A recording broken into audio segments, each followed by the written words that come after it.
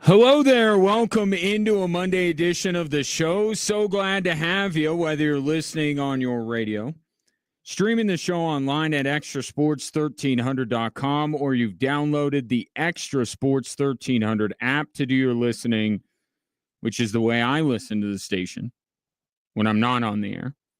And that app is sponsored by Diversus Health, Mental Health, and Well-Being for All.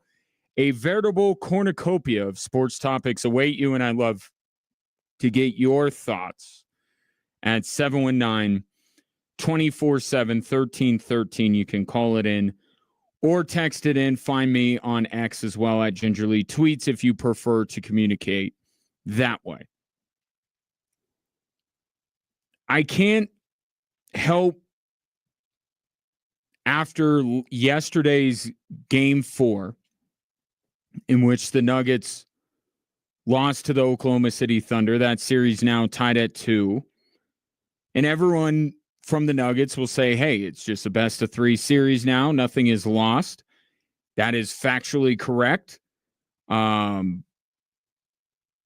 I can't help but feel something more to yesterday's game.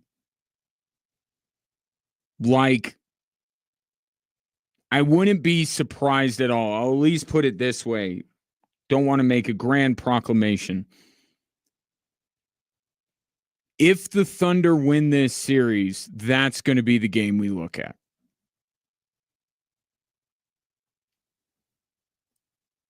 Because finally it caught up to the Nuggets, the fact that they have played from behind in every single one of these games so far. And it has to be acknowledged that Oklahoma City, from a talent perspective, probably a coaching perspective as well, is overall, top to bottom, better than the Denver Nuggets.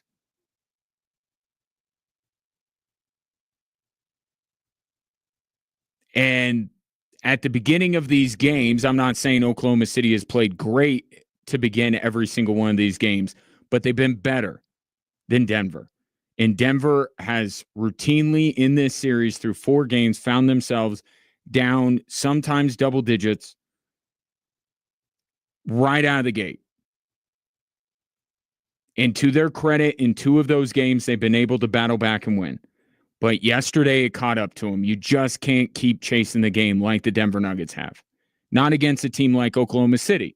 Because, yes, part of the premise of why the Denver Nuggets could win this series, or why they're winning games in this series, is because if they keep it close, they believe that they can lean on the less experienced, younger Thunder team and lean on their own championship experience to come through in big moments. And in 2 of the 4 games, they've been able to do that. One game was a joke from the outset, and then yesterday happened. But there are exceptions to every rule. Yes, when the Denver Nuggets are in a close game with a less experienced team, the trust level with Denver goes up. And I've said that before. But it's not foolproof. There can be games in which this young Oklahoma City team finds a way to win. And that's what yesterday was. So the question ultimately becomes, moving forward, if there are 3 more close games in this series, does it go back to what it's been the previous 2, or does it follow more of what yesterday was? Because I look at it from the Oklahoma City perspective, and that is a massive win. That is a massive win for them, for it to follow essentially the same script that 2 of the previous 3 games have followed, and yet for the result to be different. For it to be the Oklahoma City Thunder who are credited with their, stick-to-itiveness and their unwillingness to blink or fade down the stretch. That is a big character-building win. And Oklahoma City said going into this series with the Denver Nuggets that what their hope was that the Denver Nuggets would bring out the best of them. And I'm not talking the game overall because thanks NBA, that was one of the worst basketball games I've ever seen. Maybe don't make them play 36 hours. I don't care how Friday went. That exacerbated the issue.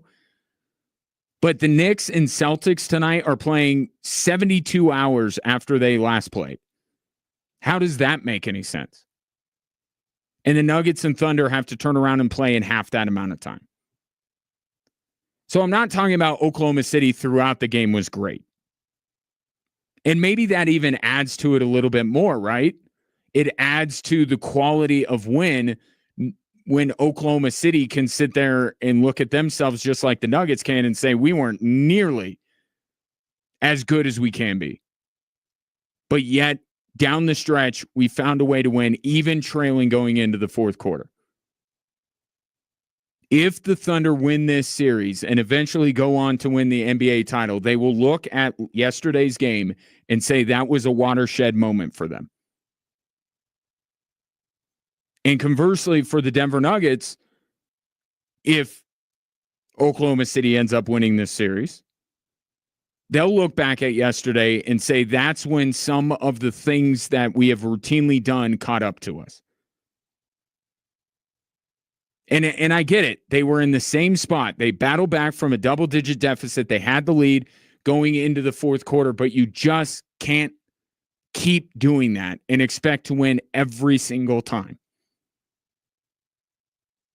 Because when you do that, when you fall down like the Nuggets have in all four of these games to a team as talented as the Oklahoma City Thunder, your margin for error shrinks to almost nothing.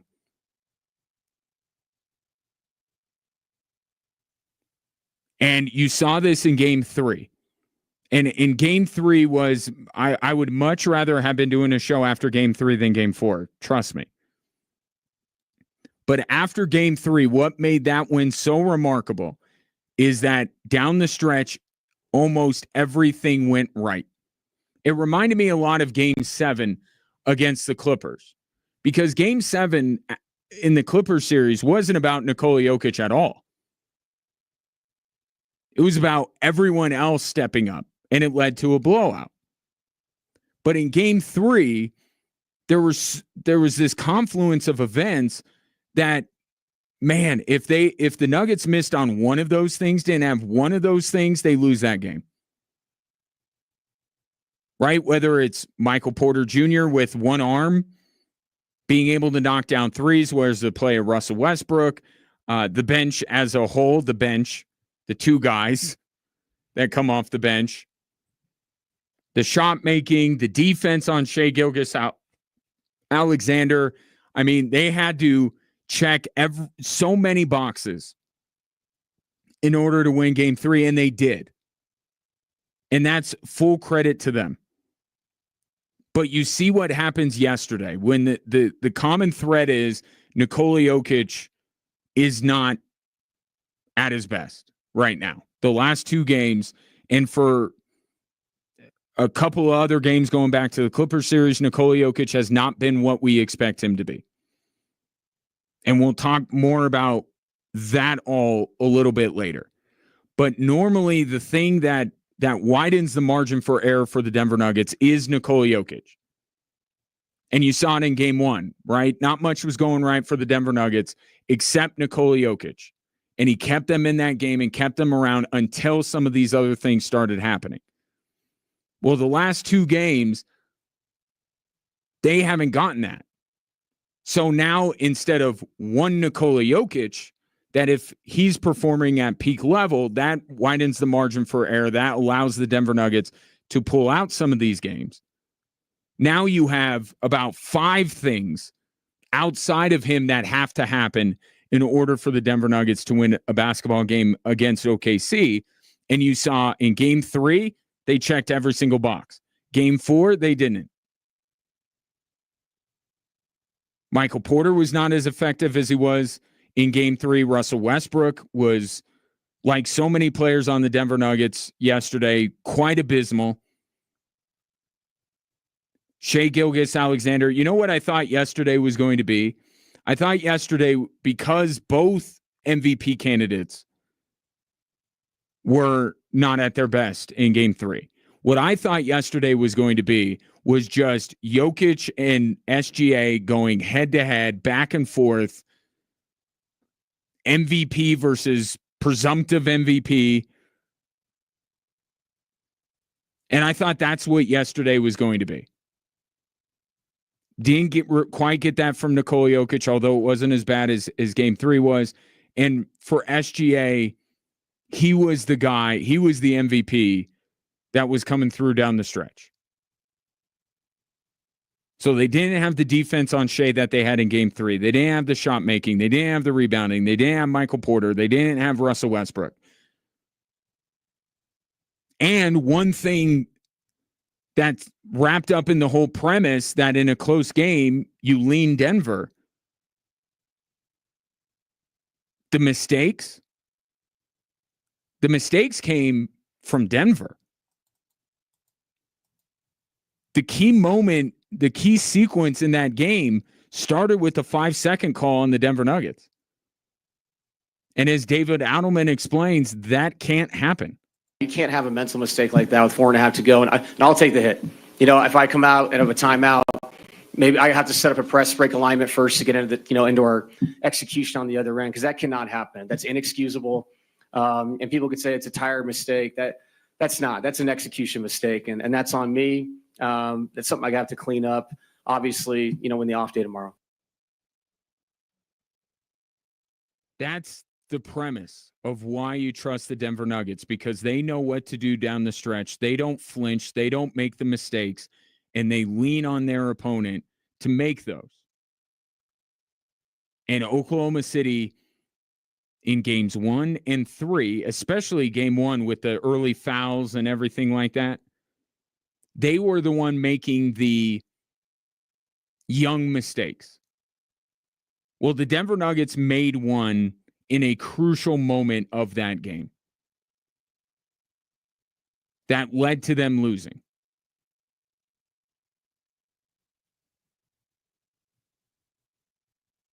And I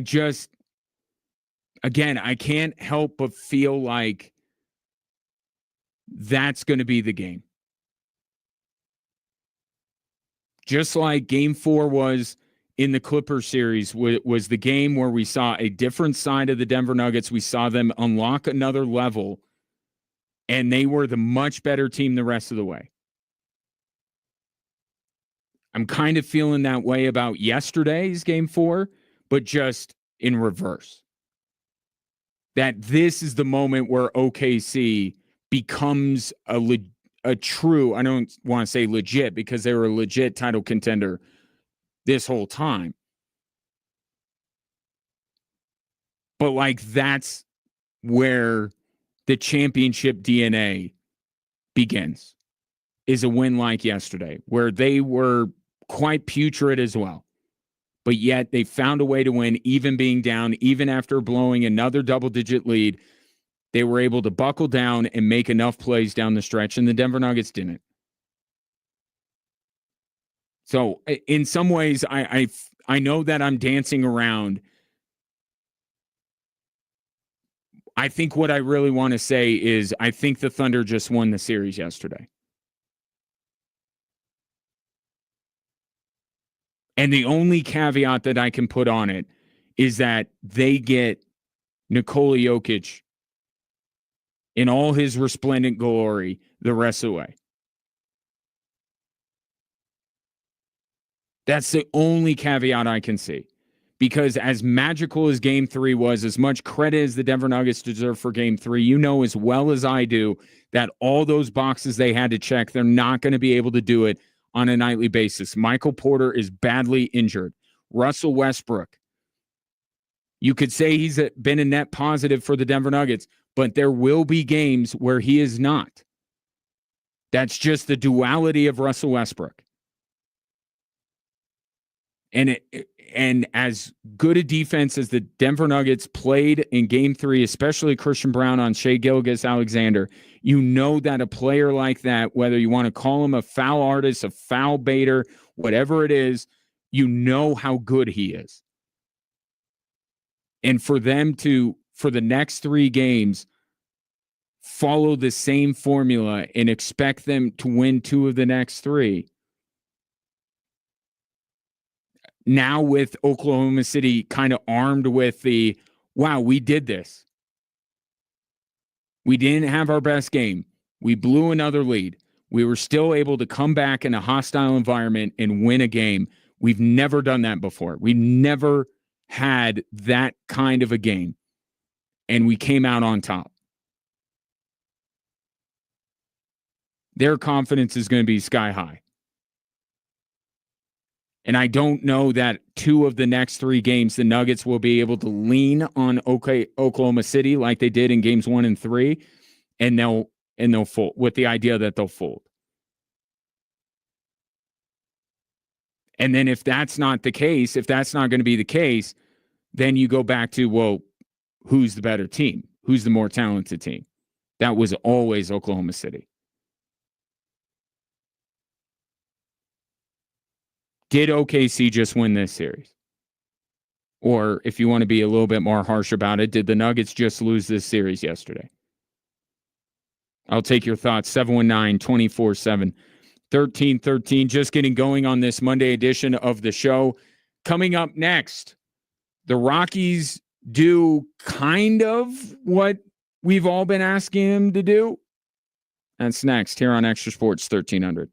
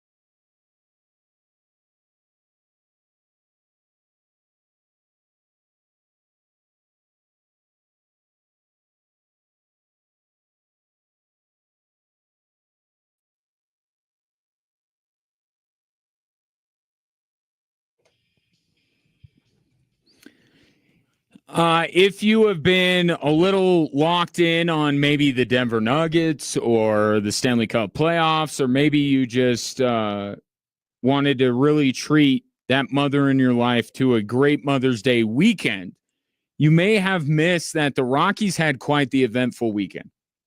So let me take you back to Thursday. So Thursday, the Colorado Rockies, as they tend to do, made some history because never before have we seen a team lose a doubleheader in the way that the Colorado Rockies did on Thursday. They lost to Detroit 10-2 and 11-1 in a day 9 doubleheader. One of the pitchers in that game was one of the pitchers in that doubleheader, I should say, was Kyle Freeland, and the whole thing left Kyle Freeland quite emotional. Kyle, I know you got a lot of love for this fan base. What would be your message to them just to keep them in the building as the team tries to figure out some of these struggles? Keep believing us. Keep riding. Keep riding. As it looked like he was fighting back tears. A low point for the Colorado Rockies to have, in many ways, the face of their franchise. I mean, if you took an informal poll, I think one of the only Rockies players that the casual sports fan would be able to name is probably Kyle Freeland, but with the Colorado ties and everything like that. And that's another level to this, is that this guy's born and bred here in Colorado. If anybody can figure out Coors Field, he can, and he is as bad as the lot of them. And that's what was kind of weird to me, the reaction. And I understand that there is one person that all this that's been going on with the Colorado Rockies deserves most, if not 99% of the blame. And that's Dick Monfort. I know that. I'll get to him.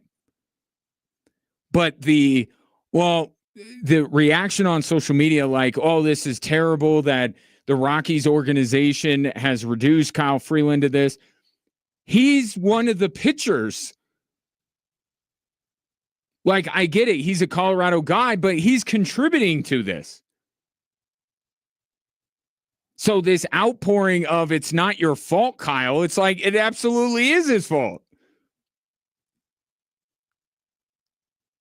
I mean, it's sad to see, and I like Kyle Freeland, but it's like he's as bad as the rest of the pitchers.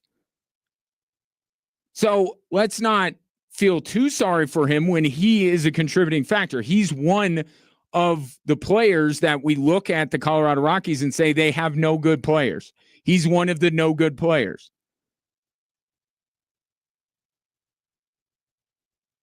So that was Thursday. Then on Saturday, so they lose on Friday. And then Saturday rolls around. They lose to the Padres 21-0. 21-0. And Bill Schmidt, the general manager of the Colorado Rockies, does the one thing that is always a precursor to the news that broke Sunday, and that is give the dreaded vote of confidence. Bill Schmidt essentially said it's not Bud Black's fault, or at least said it's not just on him. Yet, come Sunday, what happens? Bud Black gets fired.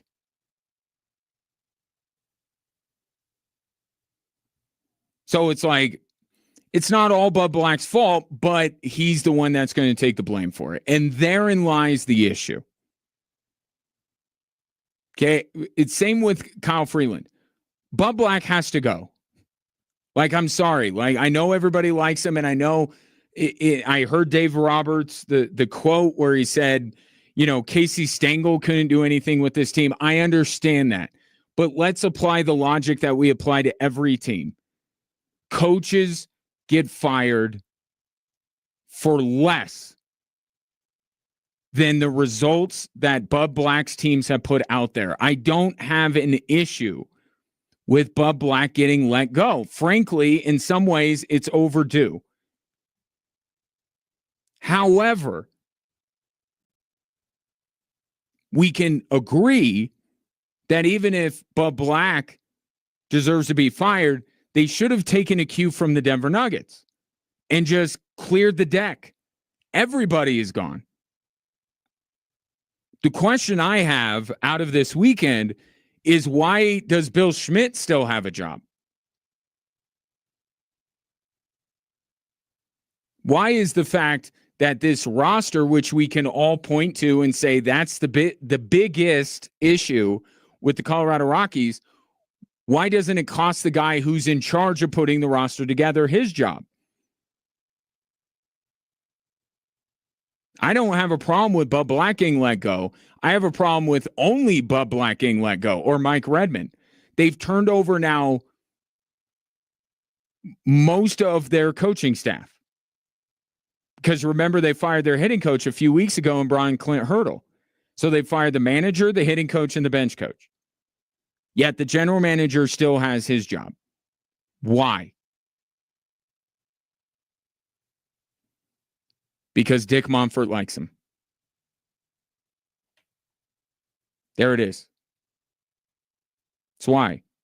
The problem with the Rockies, and it's the easy place to go, and I saw it all over social media this weekend.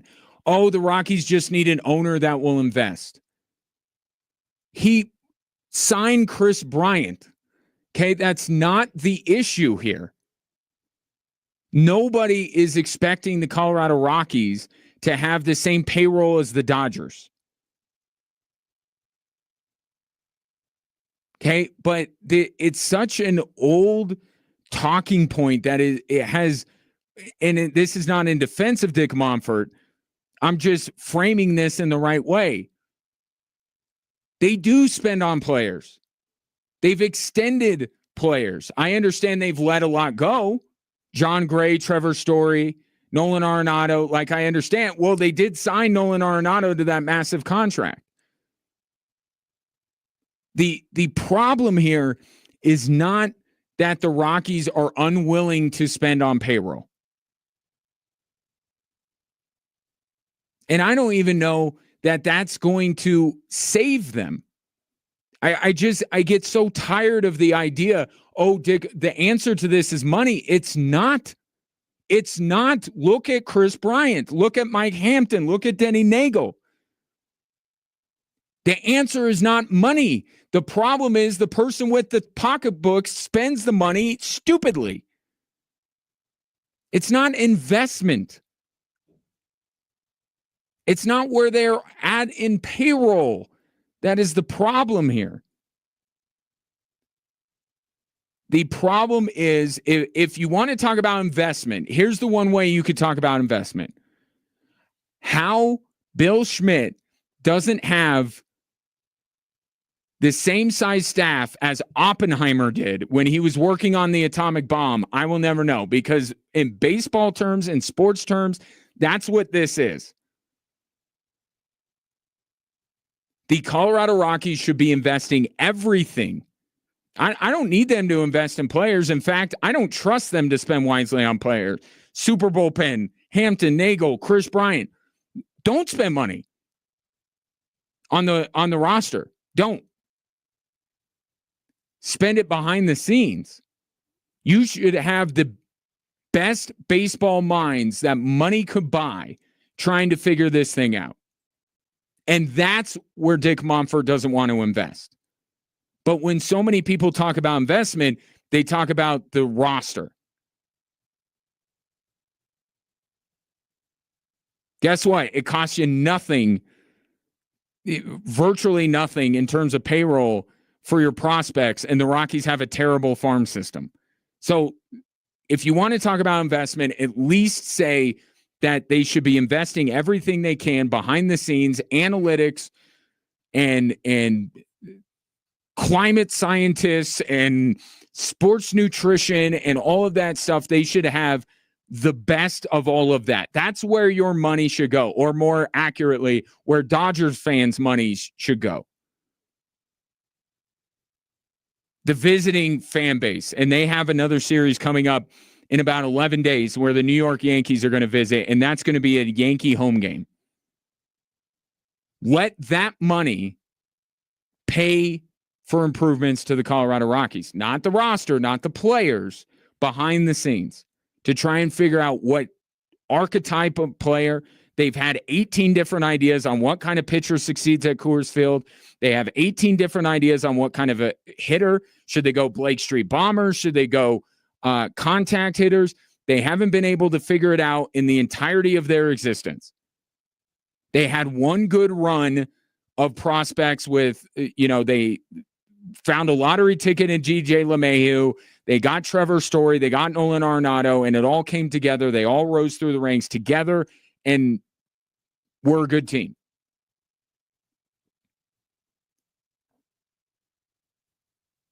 But the lack of investment is behind the scenes, because this is the greatest sports conundrum of our time. There is no other sports team in the world that has a more confounding problem than the Colorado Rockies with going from Coors Field to on the road. But Dick Monfort does not want to invest in that, because Dick Monfort, he'll call it a family business, right? A family atmosphere. He doesn't want dissent. He doesn't want friction. And sometimes friction leads to the best ideas. He wants people in power in his organization that he likes, that he gets along with, that won't push back. That's why Bill Schmidt still has a job, and that's why Dick Monfort's son ultimately will take over this organization.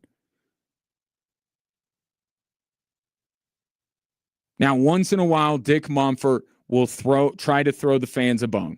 That's what he did with Bud Black. That's what he did with Chris Bryant.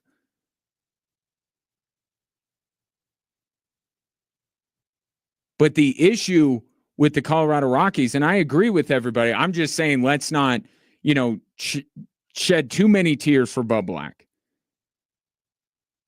They need somebody at the top of the organization that will then have an open checkbook to be able to assemble other great young baseball minds, put their collective heads together to figure out how to do this.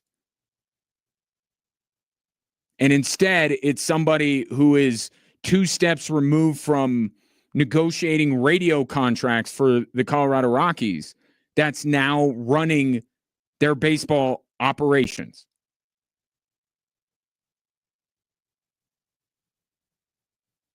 And where everyone came together this weekend, whether you think that Bud Black should be fired or not, everybody's like, you didn't go far enough.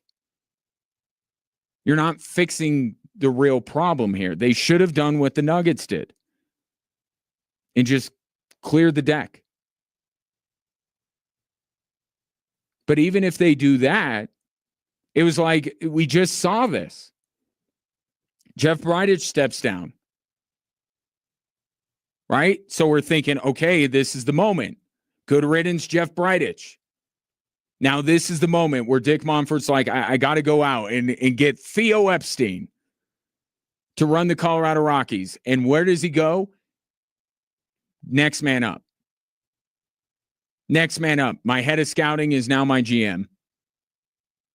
Basically the same place that Jeff Bridich came from. He did the same thing again, without, to any of our knowledge, him going out and soliciting resumes from anybody.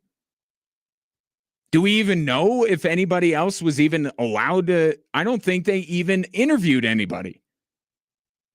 They just handed it over.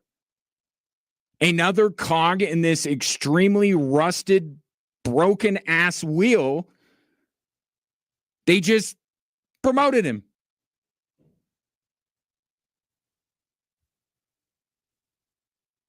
So everyone sees through it.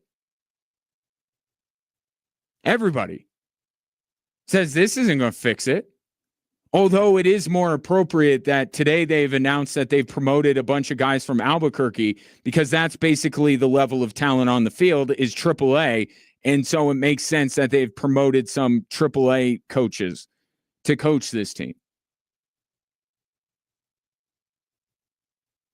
And I know what you're waiting for. You're waiting for the answer, which I feel like I have a lot of. I don't have an answer. Yes, if Dick Monfort sells the team, then maybe they have a chance. He's never going to sell the team. Never. The best hope is for his son to ultimately take over and say, I don't want any part of this. And then he sells the team, right? That's when we see it, right? We've seen it in other sports. When the scion takes over, that's when they're like, well, I actually don't have my own wealth. I got it all from my parent. It's expensive to run a team, and I could cash out for like $1 billion. There's your hope. That the son of Dick Monfort that's being groomed to take over the organization, and I would assume one day ownership, at least the general manager chair. But you hope that he goes all the way through it, gets to be the owner of the team, and he decides, I'm out. I'm cashing out. This isn't for me. That's the best I can do for an answer. Because he just won't. And I don't want to vilify, and I've moved beyond the vilifying people that go to Coors Field. You know what? With this nonsense that has gone on, you know what? You want to go up to Coors Field and enjoy yourself on the party deck? Go for it. I mean, I'm not going to respect you if you go to the party deck. Just know that. If you are a party deck goer, you do not have my respect, but I'm not going to vilify you. You want to do that I got family members that are planning on going to watch the Yankee series because they're Yankee fans. If you're a Dodger fan, if you're a Cardinal fan, Cub fan, you know what? Go. It's fine. I'm not going to vilify people for getting something out of this incredibly abusive sports relationship. If somebody can derive a little bit of joy in their lives by going to 20th and Blake, then more power to them, because I can't. I can't do that anymore. It is soul crushing to be in the shadow of that ballpark. But if somebody can go there and have a great time with their family, go for it. But yes, you are contributing to Dick Monfort seeing the Rockies as a profitable business and him not being dissuaded one bit to sell the team. Or dissuaded from keeping the team, I should say. You're contributing to it, and there will always be people contributing to it. I'm not going to vilify him, but you're doing it. Those are just facts. Here are also some facts.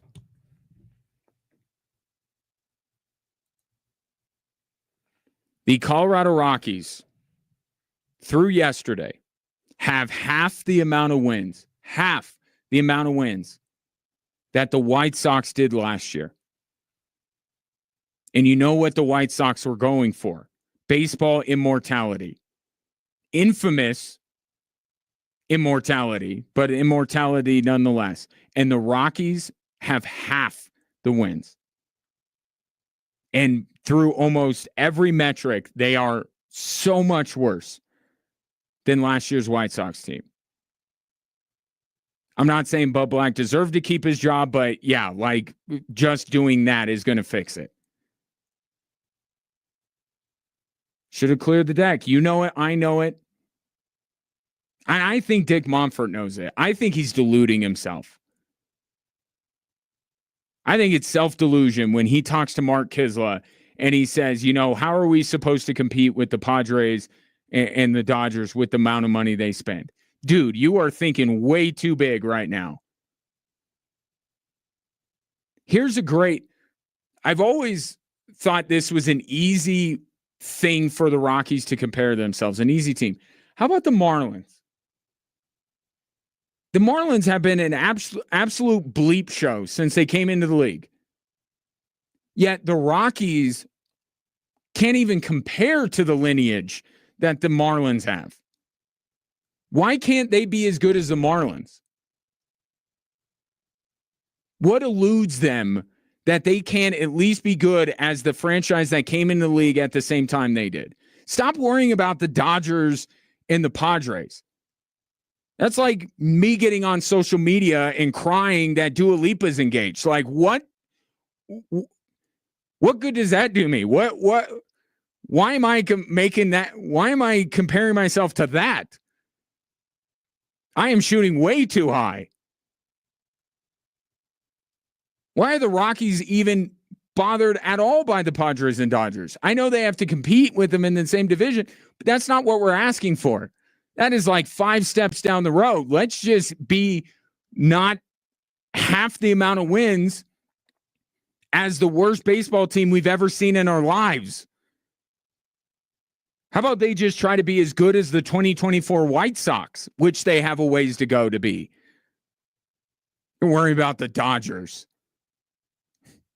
Dude, you're the last people that should be complaining about what the Dodgers are doing. How does that affect you on a daily life? And in fact, it actually benefits you because when the Dodgers are box office, guess what? When the Dodgers visit Coors Field, get a lot of tickets sold.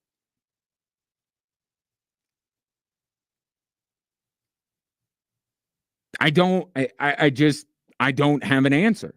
I mean, I have the same answer that everybody else does, but it's not going to happen.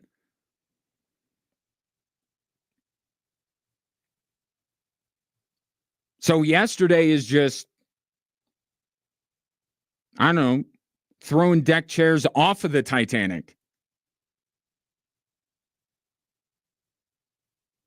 719-247-1313. How would you fix it? Let's turn this into a productive conversation.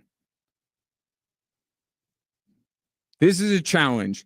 If you have an idea of how to fix the Rockies, you cannot mention selling the team because that's the reality that they are in.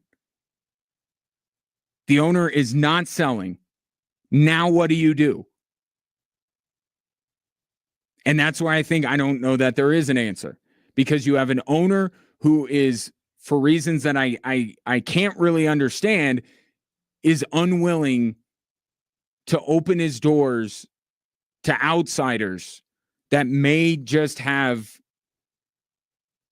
the recipe. The recipe to win at Coors Field might be out there somewhere.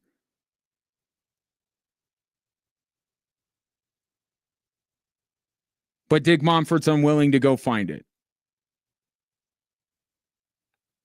719-247-1313 back after this.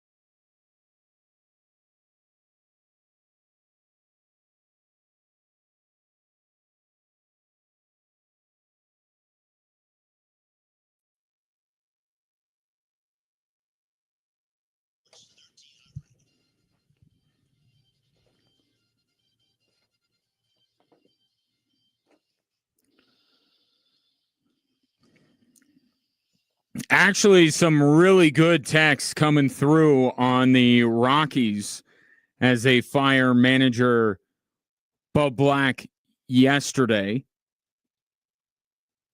And the irony of all ironies, the Rockies won yesterday, snapped an 8-game losing streak. But I think that was the bigger plan, right? You lose 21-0 and you count on, you know what? The Padres are dead tired. And they will not be able to beat us up like they did Saturday. And it worked to perfection. It's almost like how Rocky Balboa fights in every fight, in every climax of every movie he's in. Right? Rocky Balboa just gets pummeled for round after round after round. And then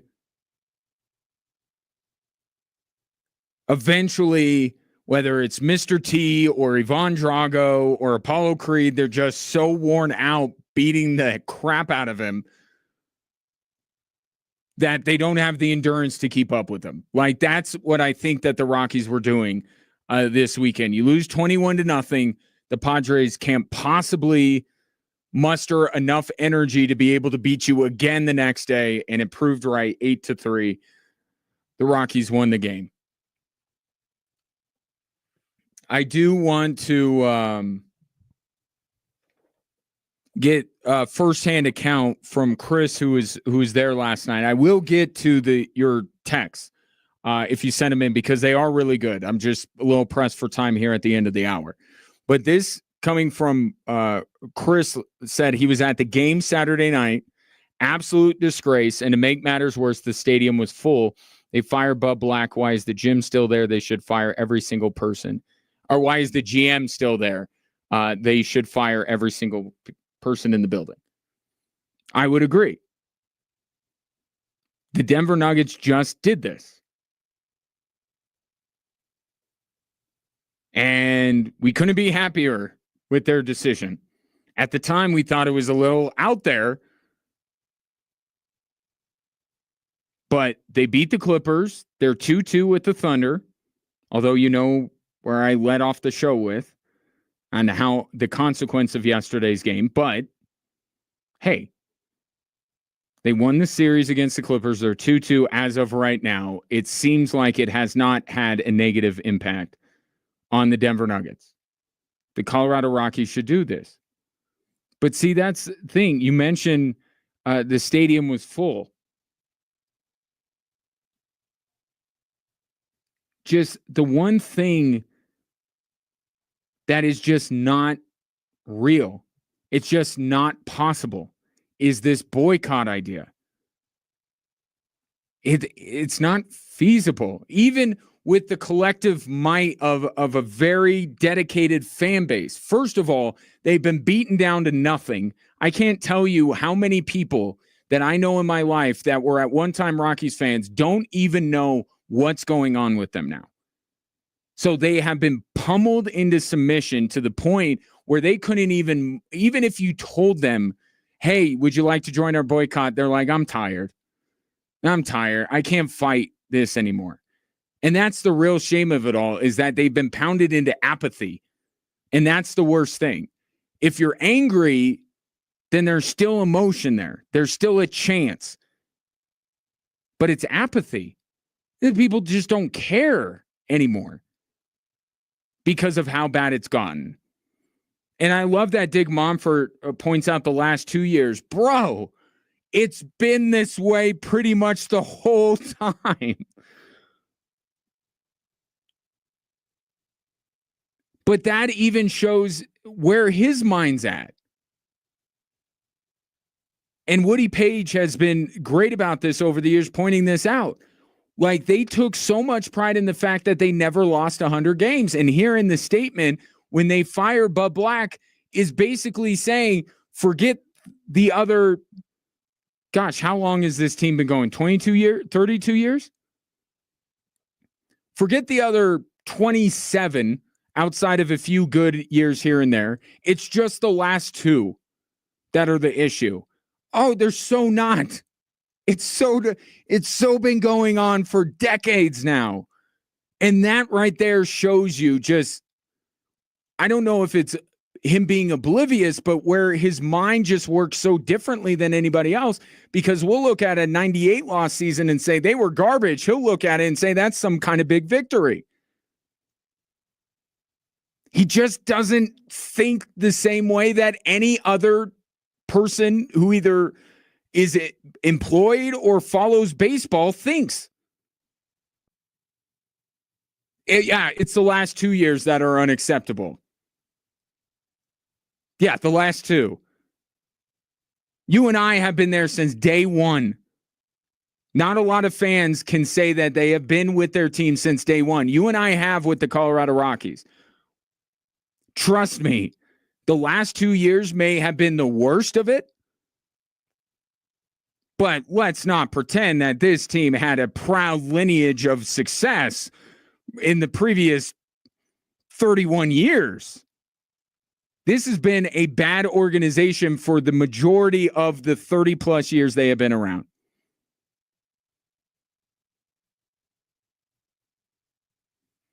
(719) 247-1313. I will get to your thoughts because you do have some concrete ideas on how to fix the Colorado Rockies. Do you have any with the Denver Nuggets? I have one. If the Nuggets are going to ultimately win this series, there is one man and one man alone that must rise to the occasion. And I'll tell you who it is coming up next here on Extra Sports 1300.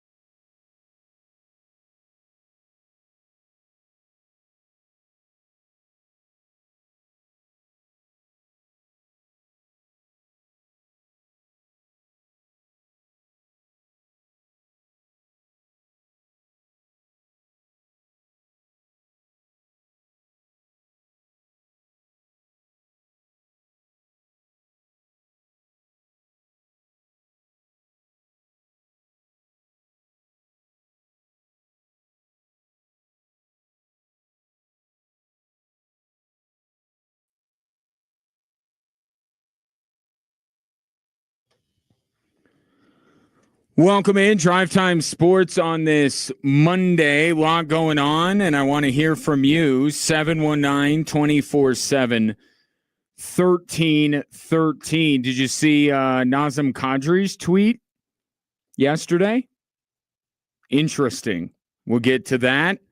More of your thoughts on the Rockies firing manager Bud Black, but the biggest story of the day, of course, is that the Denver Nuggets are now in a 2-2, what has become a best-of-3 series going back to Oklahoma City tomorrow night after they lost yesterday.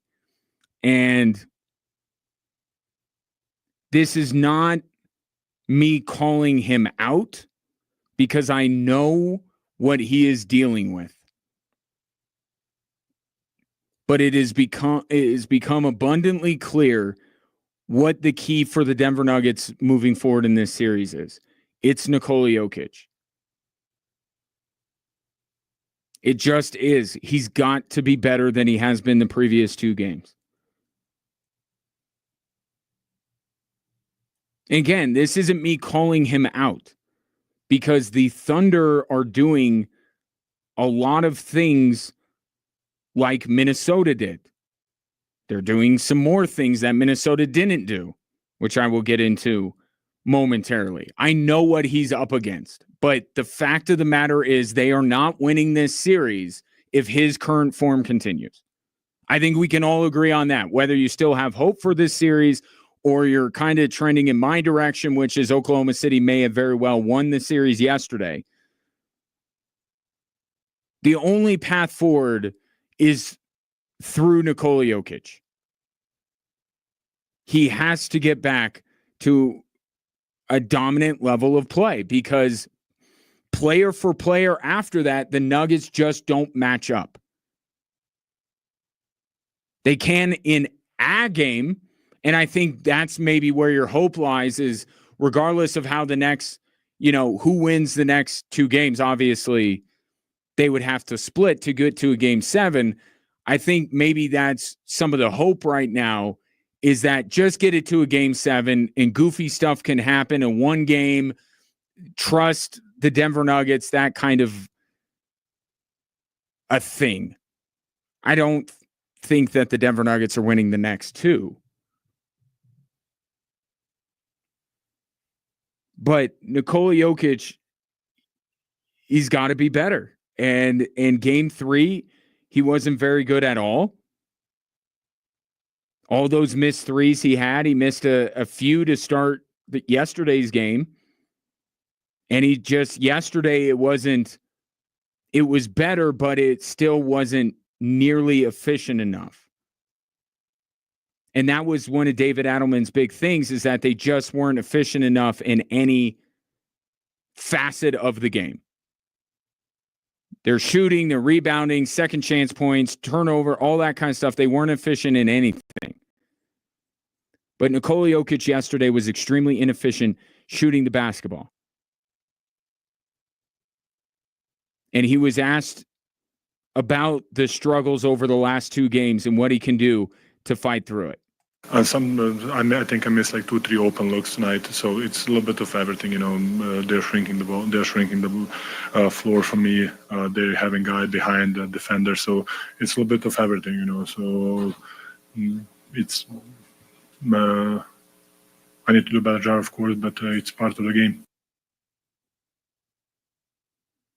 And yesterday we saw much more of a Minnesota Timberwolves-esque game plan. And there's a reason for that. What they did was they put Hartenstein, and I told you this after game 1, putting Chet Holmgren right on Nikola Jokic is a bad idea. Because Chet Holmgren physically cannot hold up against Nikola Jokic. But Hartenstein can. So they put him on there, had Chet looming to protect the rim because he is a very good rim protector. And the Nuggets shot terribly at the rim yesterday. So they look like Minnesota. And the reason why is because, and this is going to sound weird to say because of the current discourse, but the whistle didn't go so much against the Denver Nuggets as it had in Oklahoma City. And that's what Oklahoma City tried to get away with in games 1 and especially game 2, putting smaller players on Nikola Jokic that could hack him, slap him, scratch him, do all of this stuff. And then when the series moved to Denver, Oklahoma City knew that they couldn't get away with as much because the games were in Denver. So they started to play Nikola Jokic with people his size. Still, and the perfect example of this is the sequence where SGA goes into Nikola Jokic, gets a foul call, shooting foul call. Down on the other end, Jokic tries to do the exact same thing. It's a foul on the floor.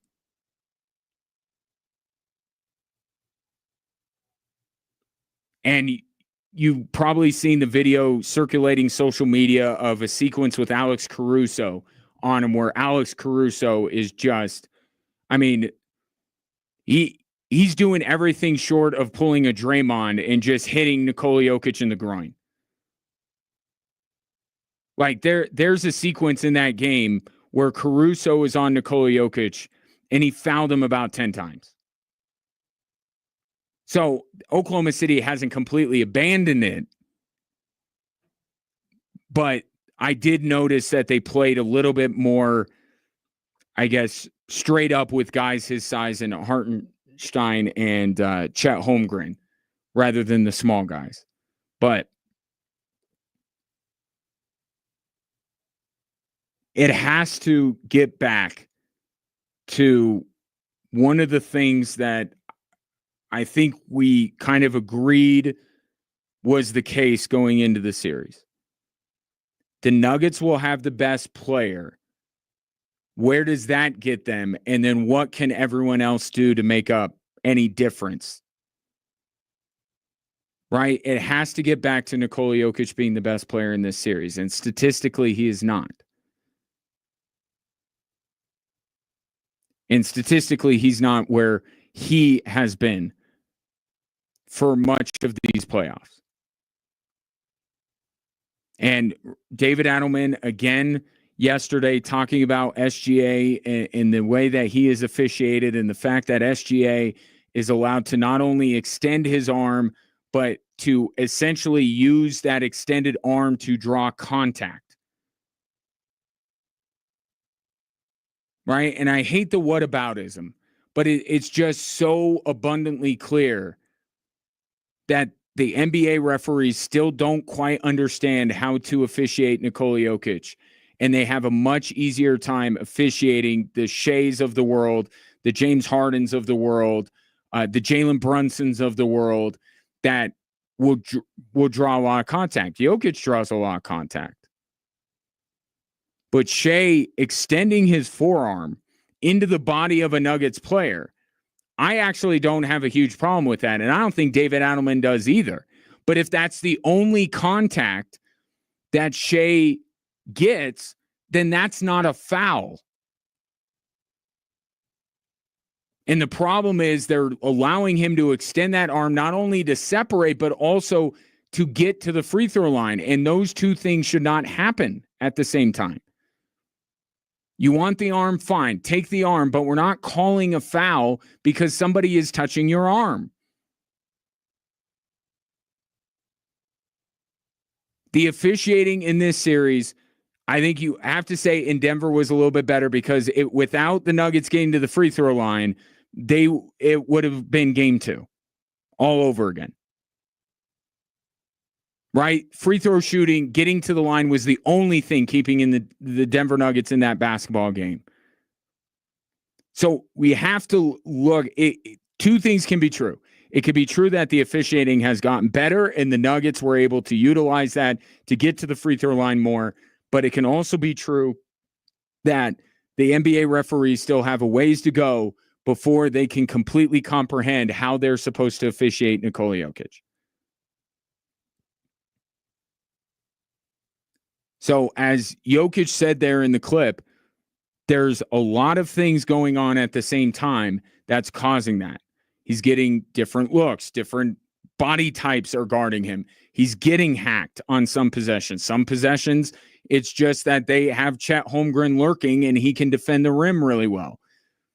So I don't want to completely dismiss what Oklahoma City is doing that is within the rules because they are doing a lot within the rules to make it difficult on Nikola Jokic, but they're also coloring outside of those lines still quite a bit. And now this series goes back to OKC, which you can imagine OKC gets a better whistle. But over these final 3 games, Nikola Jokic has to be the best player on the floor consistently. Because if not, it goes back to what happened in game 3, where it becomes they have to defend SGA at a high level. They have to knock down 3-pointers. They have to get production from Russell Westbrook. Jamal Murray has to be fantastic. Michael Porter has to contribute. There's so many other things that they have to do if they don't have Jokic, or Jokic in the form that we expect him to be. So many other things have to go right, and that's where especially you can credit the Oklahoma City Thunder, because they do take a lot of that stuff away.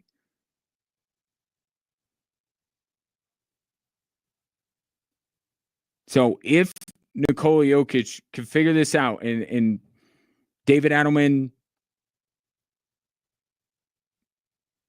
certainly threw his trust behind Nikola Jokic that he would figure this out. And there's a reason why it's a 7-game series. What do we say about 7-game series? The best team wins. Well, it takes some time for the best team to figure out how to win. But this current trend of the last couple of games of the form Nikola Jokic is in, it can't continue. It just can't. And again, it's not calling him out. It's not saying that anything like that. It's just the fact of the matter. If they are going to win this series, because Oklahoma City is better than they are. They just are. I understand Oklahoma City fans in some ways could be saying they should have already swept the series by now. There's a lot to that. They're not totally wrong. They very well could have swept this series.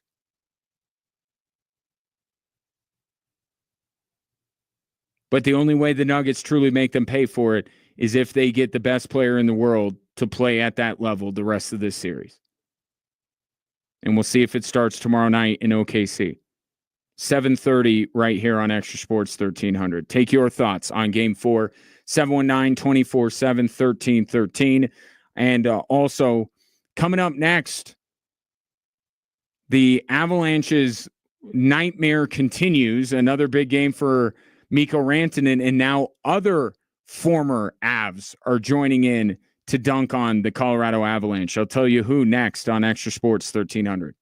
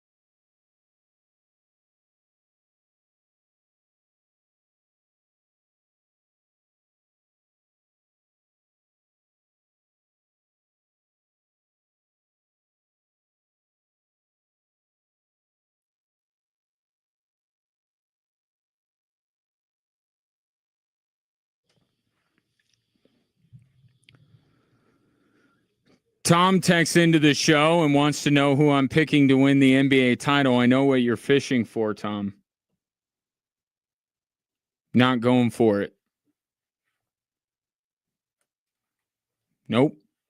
Not going to fall for it. You want me to say Boston. You want me to say Boston because of what happened the other night.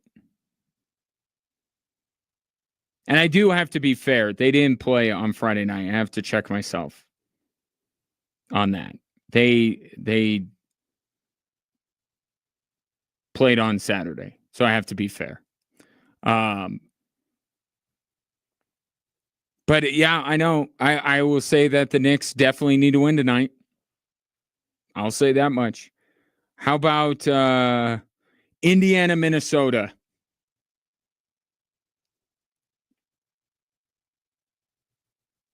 Knicks need to win tonight. Must win tonight.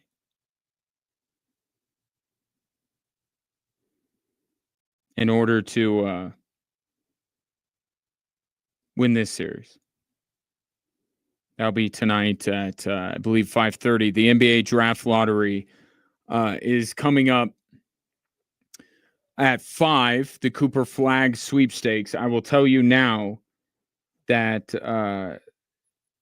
I've said this, everyone gets one conspiracy. Any more than, if you believe in more than one conspiracy, then you're a conspiracy theorist and you are, in many ways, ostracized from society. But if you believe in one, it's okay. Mine is not the moon landing. Mine is that when they see fit, the NBA will rig the draft lottery. And if sports' new it boy, Ryan Smith, the owner of both the now Utah Mammoth and the Utah Jazz, gets Cooper Flag, then it's rigged. Then my belief will carry on. You seen him? He's been on Pat McAfee. He's been all over the place. Adam Schefter is tweeting about or retweeting Ryan Smith and talking about the Jazz with the chance have never won. Don't you find it a little bit odd that there are so many people mentioning that the Jazz have never won the draft lottery? Going into a draft lottery where they have, along with Washington and Charlotte, the best odds to land number one?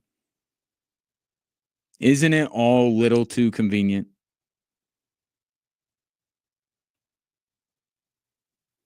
We'll find out.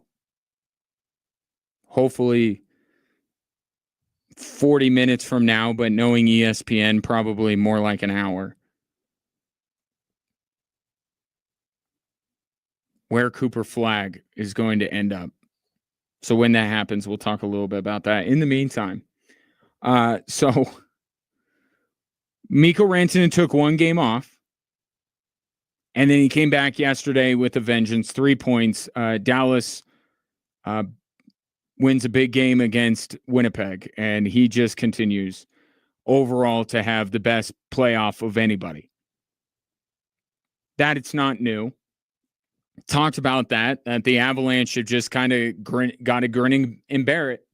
You give away a player like Mikko Rantanen, chances are you're going to look bad at times throughout the process, but you got to keep your head down and you got to believe that what you did was the right thing. Joe Sakic and Chris McFarland doubled and tripled down on it on the trade in their postseason press conference, but that doesn't mean there aren't going to be a lot of people pointing at the Colorado Avalanche and saying, you did this.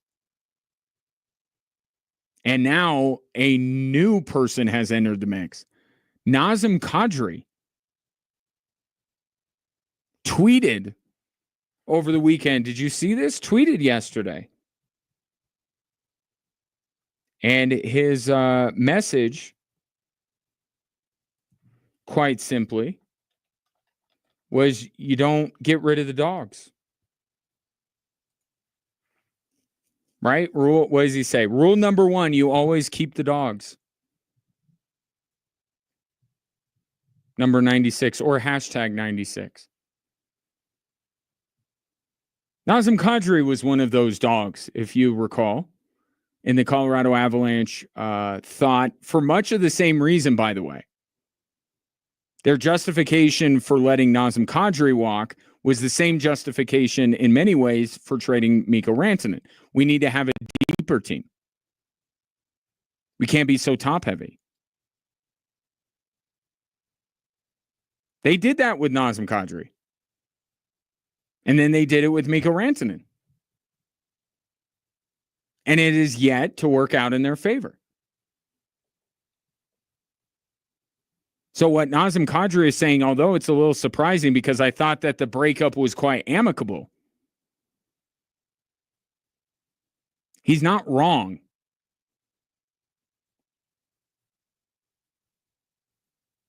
The Avalanche have now twice since they've won the Stanley Cup let a premier player go for the sake of getting deeper.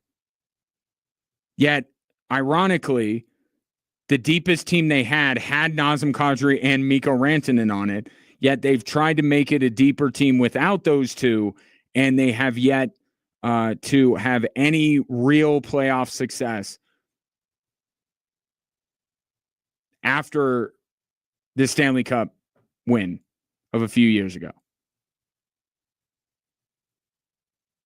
So I don't know, maybe Nazem Kadri has some bad feelings towards the Avs. I thought it was amicable and everyone kind of understood that he was going to price him out. But you go back and look, because this tweet gave me a chance to. There is a common thread.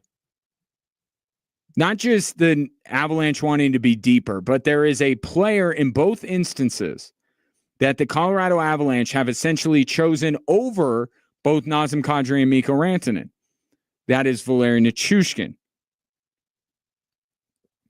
Both times when they let Nazem Kadri walk via free agency and when they traded Mikko Rantanen, a big reason why was because this organization viewed Valeri Nichushkin as a more vital player to their success than Nazem Kadri and Mikko Rantanen. He has been the common thread through both of these, if you want to call them, moves.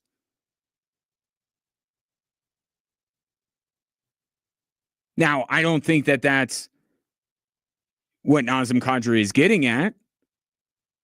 I don't think he's throwing shade at Valeri Nichushkin. He's definitely throwing shade at the Colorado Avalanche. But I do find it interesting that both times the Avalanche essentially chose Valeri Nichushkin over Nazem Kadri and Mikko Rantanen. And you have 2 years of what happened, right, with Valeri Nichushkin off the ice. And then you could really lump him in with Brock Nelson and some of these other players that were quite ineffective in the Dallas Stars series. So I think there's kind of two levels to the conversation about Nazem Kadri's tweet. One is, where has it gotten the Colorado Avalanche to stress depth over retaining a key piece of their Stanley Cup winning team? And then it's are the Avalanche making the right call multiple times, doubling down on Valeri Nichushkin at the expense of Nazem Kadri and Mikko Rantanen? The results right now are proving out they're not right.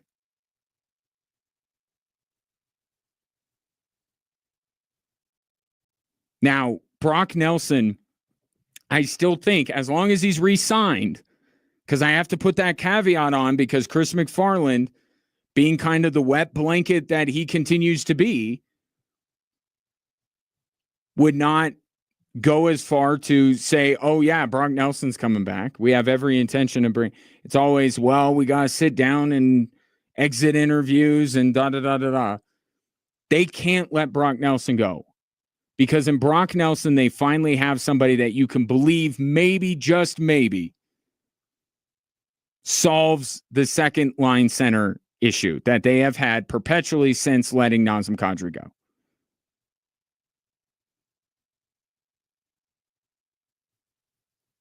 So if Brock Nelson leaves via free agency, I mean, everyone's gave the Carolina Hurricanes crap because they acquired Mikko Rantanen with no assurances that he would sign long-term. Got to be fair. If Brock Nelson leaves, then that same kind of criticism should be levied against the Colorado Avalanche. He was a key piece. Your ability to acquire him was born out of trading Mikko Rantanen. It was part of the plan. So if he walks out the door and you have to go back to the drawing board to replace Nazem Kadri again, then Nazem Kadri is going to be even more right.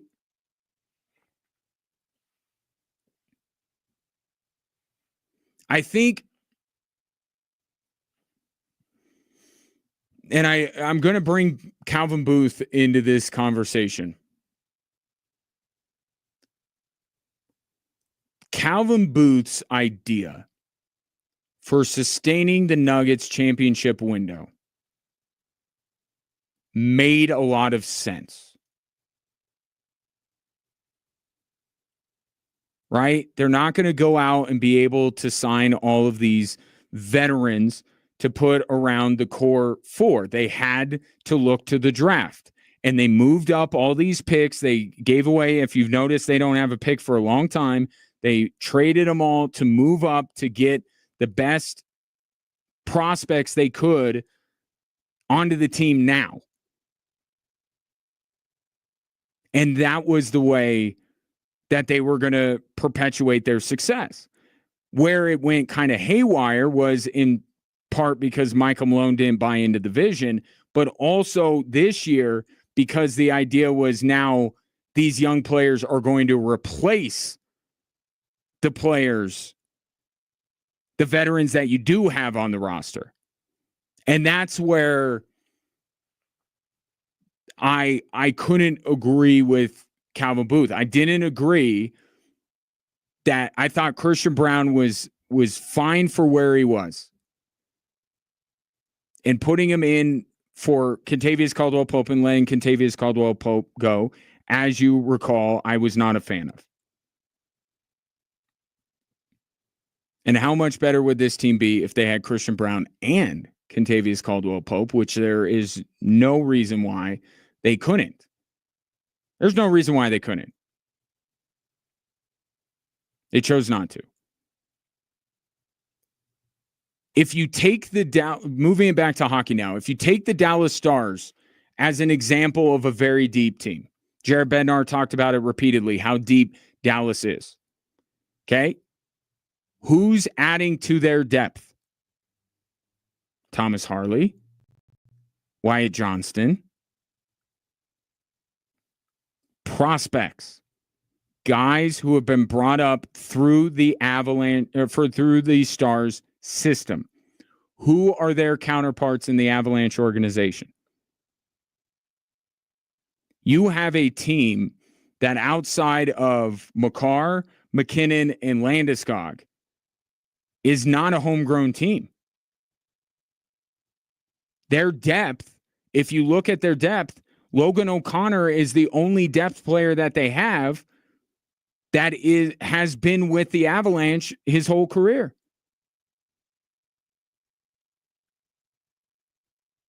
They had to bring in Charlie Coyle. They had to bring in Jack Drury. They had to bring in Yoel Kiviranta. When they won the Stanley Cup, they had to bring in Andrew Cogliano and they had to bring on Josh Manson. Sam Girard kind of is in the middle ground, right? They acquired him in the Matt Duchene trade.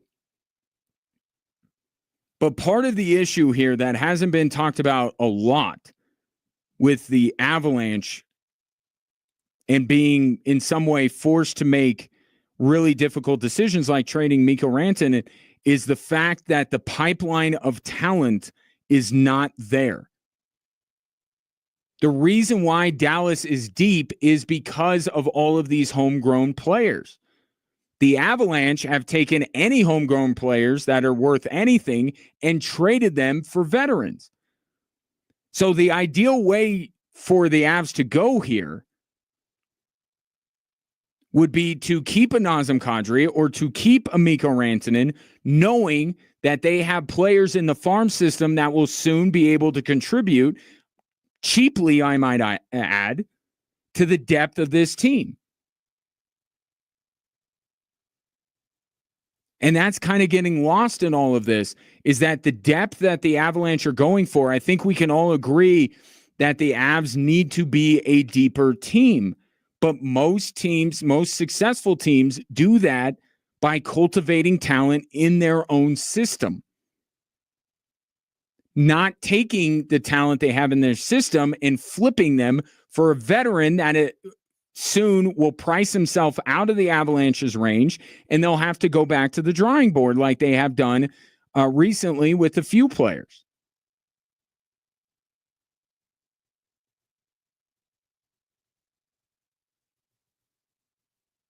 So, because of what has happened with the Denver Nuggets, there aren't going to be a lot of people who are touting, the importance of young players, because many people, all they want the Nuggets to get are veterans. But Calvin Booth wasn't 100% wrong. It's just, to me, it went a little bit beyond the idea that they could bring him in and they would replace their better players. I don't know if I could totally agree with that, but certainly to make the bench unit better, to bring in more of these young guys, the Julian Strathers of the world, the Jalen Pickett's, to try and make the Nuggets a deeper team. That actually makes a lot of sense. And the Avalanche have had very little to none of that since their championship window opened. And they've used any good talent they have in the farm system to acquire veterans that are plug and play. That labor gets expensive. And that has forced the Colorado Avalanche into some of these moves that they have made, all for the sake of getting deeper and being a deeper hockey club.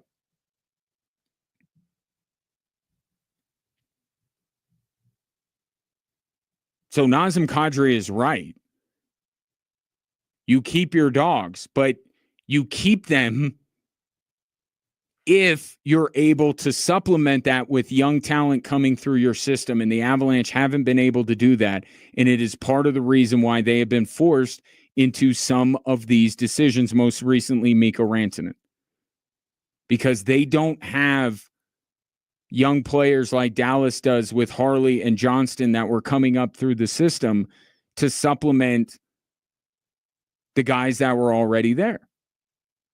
I mean, you look at Dallas. Hintz, Heiskanen, Harley, Johnston. A lot of their talent up the middle, the spine of their team, which is the most important part of their team. Jake Ottinger would be another one. And that's one area that the Colorado Avalanche have swung and missed repeatedly on, is goalie. But the spine of their team is all homegrown. Jason Robertson's another guy. The Avalanche, it's like Frankenstein's monster. These are parts from all these other places coming together.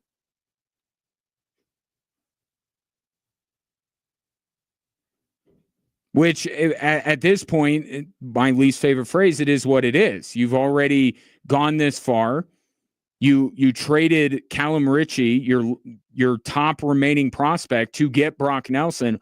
All the more reason why it is a non-negotiable that Brock Nelson has to be in an Avs sweater next year. You can't make that deal that you made and not bring him back. But the Avalanche are in this position, and all they can do is, with the draft capital they have left, make sure you don't miss. Because the longer you go with this model, the more difficult it's going to get. and were already in a pretty difficult spot to where the Avalanche had to get rid of one of their most important players. 719-247-1313. Take your thoughts on Nazem Kadri. Fair or foul? What Nazem said on social media after another monster Mikko Rantanen performance for the Dallas Stars. Coming up next, we'll get to some of your texts. Who's going to get Cooper Flagg? We'll find out in a little bit. You're listening to Extra Sports 1300.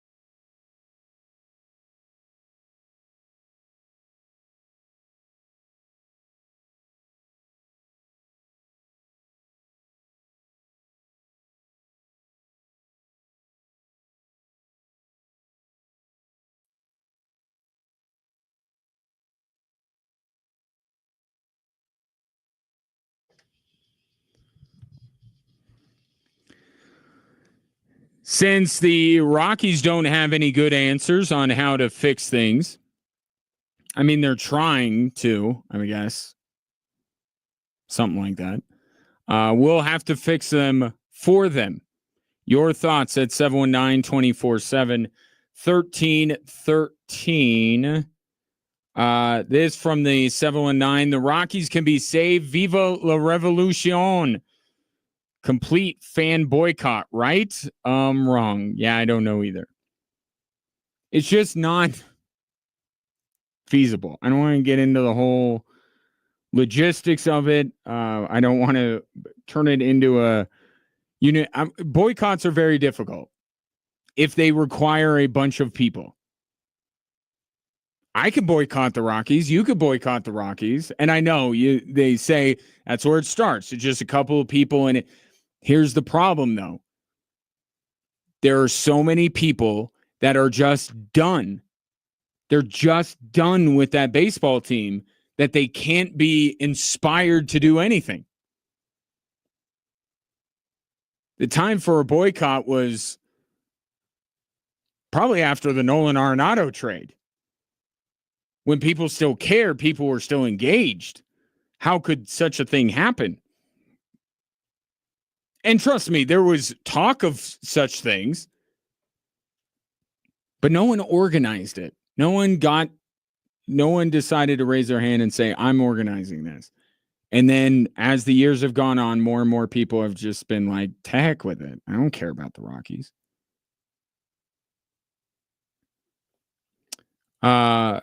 Rich says a lot of this was set up by making such bad trades when the Stars were on the move or getting nothing for them and just letting them walk in free agency. The Arenado trade didn't get them prospects. Gray, LeMahieu, and Story were all let go for basically nothing. When Blackman had value, they didn't move him and they didn't build around him. And I think that is 100% spot on. 100%. Do we even know if anybody involved? Is Austin Gomber still kicking around? Did anybody they get back for Nolan Arenado, are they on the major league roster right now? We know they got fleeced. Like, we know that. But do they at least have a couple of those players left? But you're right. They just... the way that they're doing it now, to just be god-awful with a bunch of young guys, is actually the right way to go about it. They don't need more Chris Bryants. But bringing in a Chris Bryant, even though he's been hurt a lot, still hinders the development of another player. And they should have had this mindset from the beginning, but Dick Monfort, where his statement on firing Bud Black yesterday is so very telling. Where he says, especially coming off the last two seasons, has been unacceptable because they've lost 100 games. The fact that they've lost 90 plus, that's okay. Losing 100 plus, unacceptable. The Rockies should have been leaning into this kind of a direction the minute they traded Nolan Arenado. And DJ LeMahieu, just to be fair to the timeline, was before. Right? They let DJ LeMahieu walk for nothing. That was before they dealt Nolan Arenado. But once you make a trade like that, once you pivot from basically we're locking up our core and we're making a run at it as much as we can from here on out, once you pivoted and decided, you know what, we're not going to do that. We're going to get rid of Nolan Arenado's contract. Then that should have been the moment where they said, you know what, everyone else is for sale. They were half in, half out. They traded Nolan Arenado, but they kept Story, they kept Gray, they kept all these guys thinking that they would be just competitive enough, which was absolute lunacy, as you saw back then, and I pointed out at the time. They should have just gone full on rebuild, were going to be terrible. And they just held on to these guys till the very last minute. They walked away with nothing. So if we're looking at how to fix the Rockies, understanding that Dick Monfort is not selling the team and clearly isn't firing Bill Schmidt, how they do it? Forward, going forward, doing this, what you're doing now, being terrible. And you know, the part of the kicker about this, because of anti-tanking, the Rockies, despite the last 2 seasons, are only going to draft. They can't draft in the top 10 this year because of how bad they've been. So while Dick Monfort thinks that less than 100 losses is some kind of warped success, in Major League Baseball's opinion, they're like, yeah, you're not trying, so we're going to punish you. And you can't have the best odds for the number 1 pick. In fact, you can't draft in the top 5, which hurts a team like the Rockies, who haven't shown that they are good at drafting.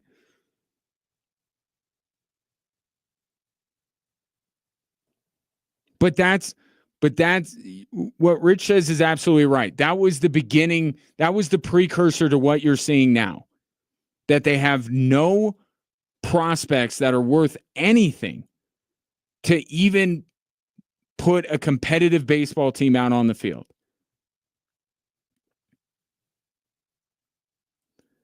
This from the 719. I think the only answer is the Marlins model. Blow it up, invest everything in the farm system, and take your chances every 5 to 10 years.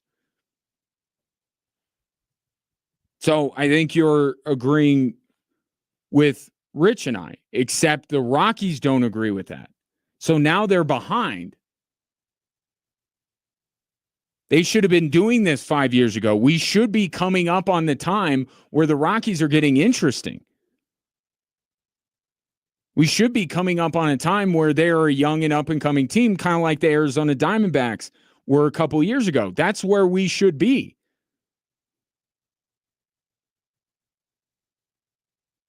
But that is the only way. The only way you're going to get better is by getting worse.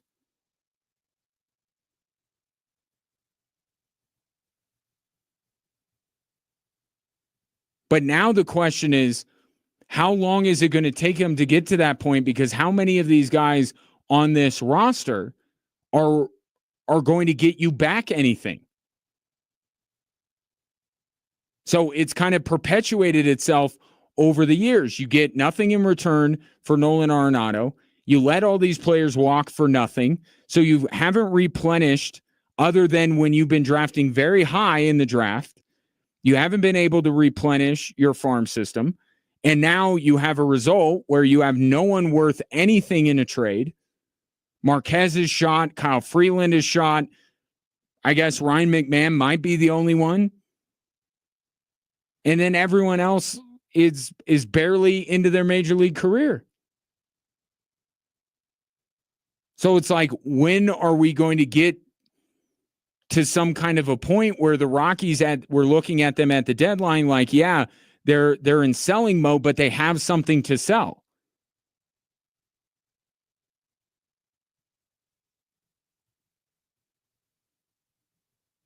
And you know, the other part, well, I'll get into it because I got to take a break. I'm going to reset with the 3 stories that are driving the show. I'll give you the next kind of thing along with this pit of despair that we find ourselves in, talking about the Colorado Rockies. But we'll get back into that, get into the Nuggets again, Nazem Kadri's tweet, and then don't forget, coming up here in just a few minutes, the NBA draft lottery. Cooper Flagg, where's he going to end up and how it could potentially impact an NBA current superstar. It's next here on Extra Sports 1300.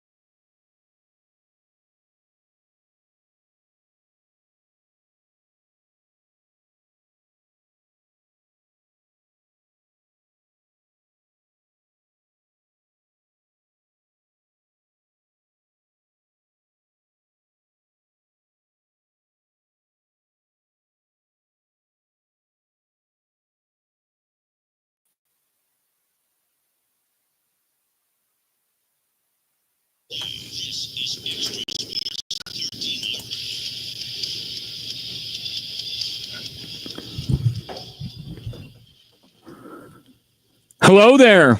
Welcome in. Drive Time Sports on this Monday. Ryan Kaufman with you. Appreciate you listening to the show. Maybe watching the show as well on our social media platforms at Extra Sports 1300 on Facebook, X, Instagram, and YouTube. 719-247-1313 is the number if you'd like to reach out and give your thoughts.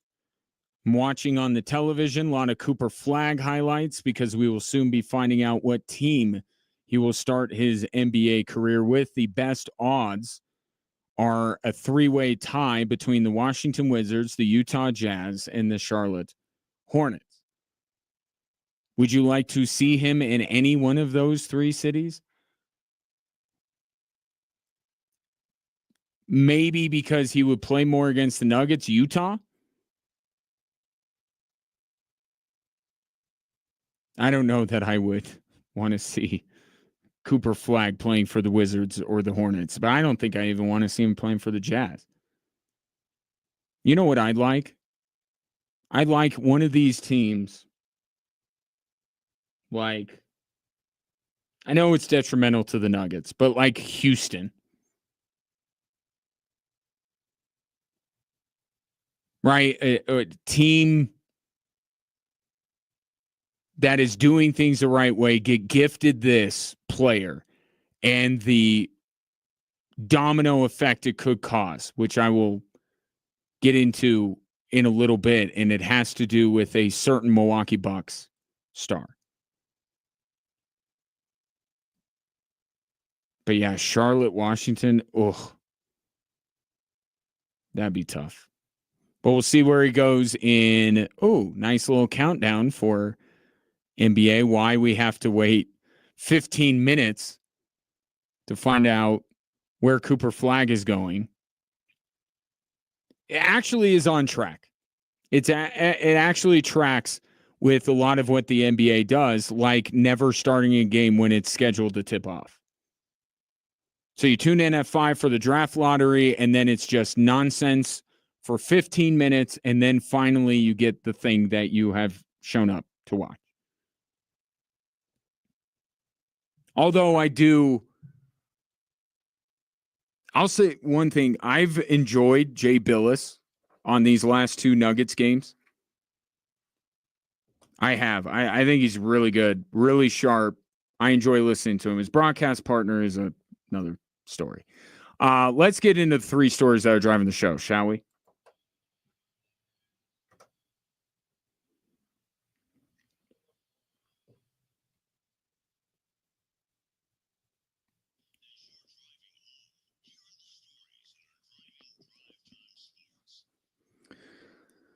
All right, let's start with an opportunity loss by the Denver Nuggets in Game 4. You can't have a mental mistake like that with 4.5 to go, and I'll take the hit. You know, if I come out and have a timeout, maybe I have to set up a press break alignment first to get into into our execution on the other end, because that cannot happen. That's inexcusable. And people could say it's a tired mistake. That's not. That's an execution mistake, and that's on me. That's something I have to clean up. Obviously, when the off day tomorrow. That was David Adelman talking about the 5-second call that was really the pivotal moment of yesterday's Game 4 loss by the Denver Nuggets. They were winning. They had gotten the lead in that game. They had the lead in that game. They get a 5-second call. Shea hits a jumper. And then from there, the Oklahoma City Thunder take Game 4 to even the series at 2 games apiece. But that exemplifies, and I'm not going to put the entire game on that one moment. It was a big moment of the game, but my biggest takeaway is, one, that is something that we were supposed to see from OKC in this series, right? They're the ones that are supposed to be making rookie mistakes or young mistakes, not the Denver Nuggets. That was what you could bet on, that if the game was close, the championship DNA of the Denver Nuggets, how veteran of a basketball team they are, they wouldn't panic, they wouldn't flinch, they wouldn't make those mistakes. And yesterday, they lost that. But also, too, it finally caught up to them that they have started every single one of these games down. They have had to come from behind in every single one of these games, and that can't continue to happen. There has to be one game between now and Game 7 where the Denver Nuggets come out of the gate better than Oklahoma City, and let's see what happens when they do that.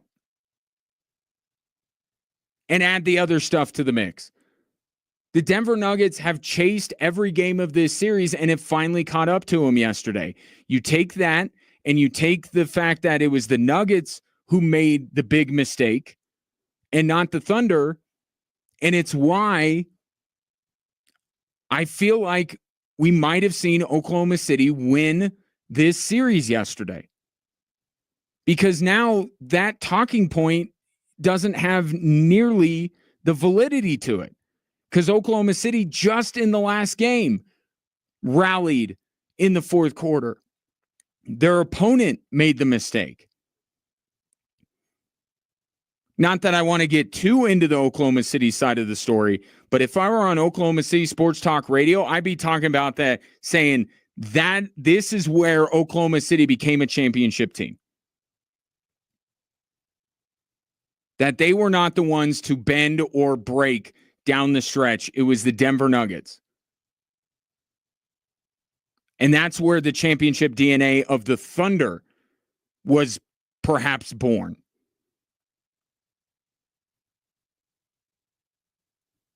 But these things that the Denver Nuggets have continued to rely upon, it didn't yield the same result.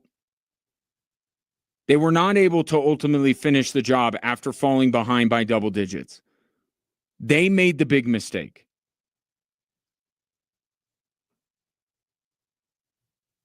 But moving forward for Game 5 and beyond, they have to get the guy that widens their margin for error.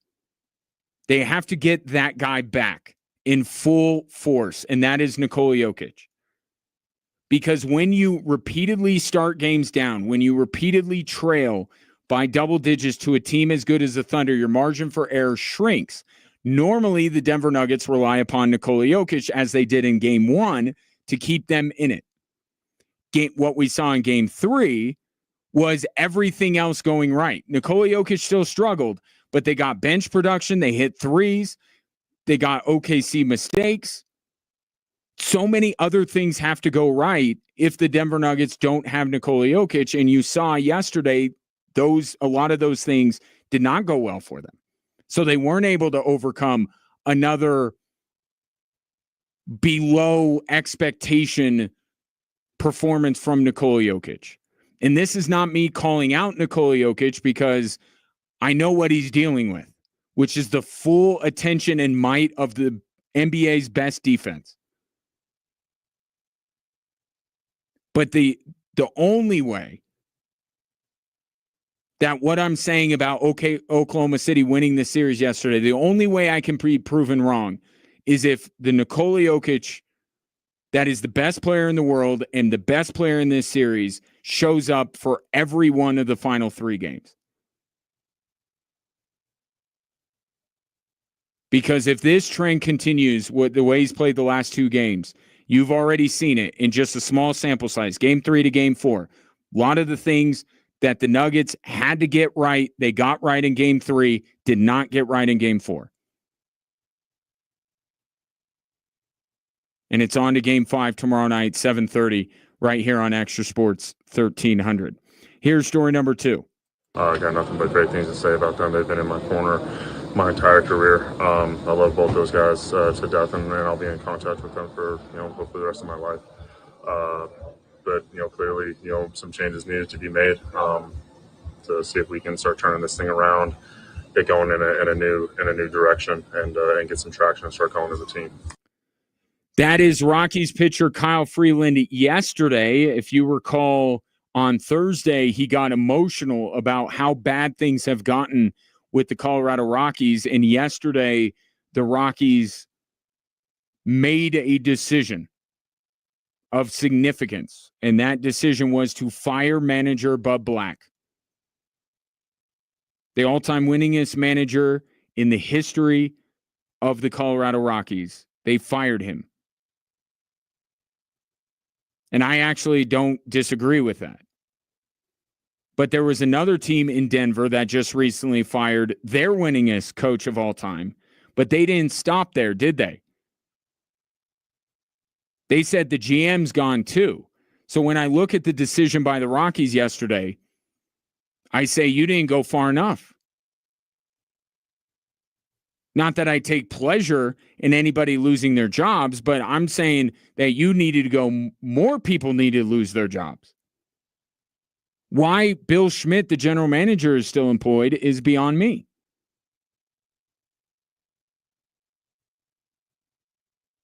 Because the biggest issue with the Colorado Rockies is their roster. And there is nothing, absolutely nothing. He doesn't even have the Calvin Booth, KCP, Bruce Brown additions. Bill Schmidt has nothing on his ledger that has contributed to success of the Colorado Rockies. Nothing. And yet he remains employed and Bud Black gets fired. And it just shows that even when the right thought process enters into the head of Dick Monfort, because managers have been fired for more success than Bud Black has had. But just when there's a right idea that comes into his head, it gets warped and morphed so it doesn't actually come out the way it's supposed to. The idea here is everyone needs to be gone. Start over. Start over. Everybody in the brain trust, gone. But we know that Dick Monfort won't do that because he is, and you got to give him some level of credit, he has been incredibly loyal to Bud Black. He's been incredibly loyal to him. And I'm sure it pained him deeply to have to move on from Bud Black. But Bill Schmidt, he likes very much. And the idea of bringing in an outsider who might, dare I say, have good ideas on how to improve the Colorado Rockies, that's not welcome at 20th and Blake. We do just fine on our own, thank you. So people get promoted to positions that they have no business being promoted to. And they get employed for much longer than they should be because of all for the sake of this family culture that Dick Monfort wants to have in his organization, which will ultimately end with his son taking the reins of this baseball team. And we just got done talking about how actually the Rockies right now are doing the thing that you need to do, which is be terrible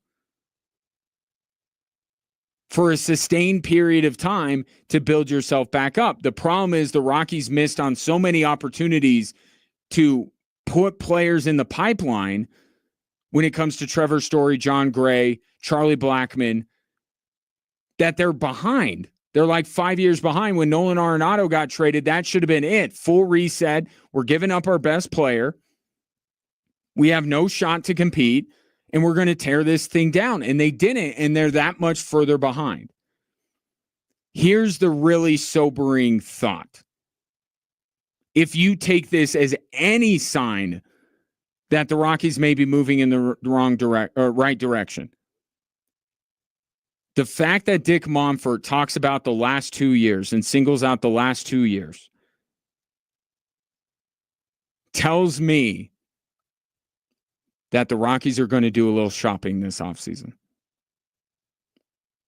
I don't know who they're going to get, and certainly they're not going to get anybody that greatly changes their fortunes.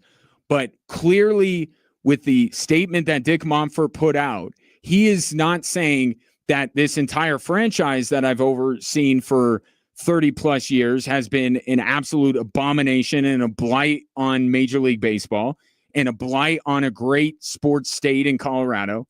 He's not talking about the entirety of the Rockies' existence. which there's only 1 or 2 or 3 years where you can really point at and say that was really good. He's only talking about the last 2 years. So you watch Bill Schmidt go out and try to acquire players that will make the Rockies less than a 100-loss team. Now, it won't work. It won't work because they are so bad. They have half the number of wins at this point than the White Sox did last year at this time. So they're well on their way to becoming the worst team in the history of baseball. It's not going to work, but they're going to try because the goal at 20th and Blake is just not to lose 100 games. So watch the Rockies go out and make some moves and acquire some players via free agency just to get down to double-digit losses.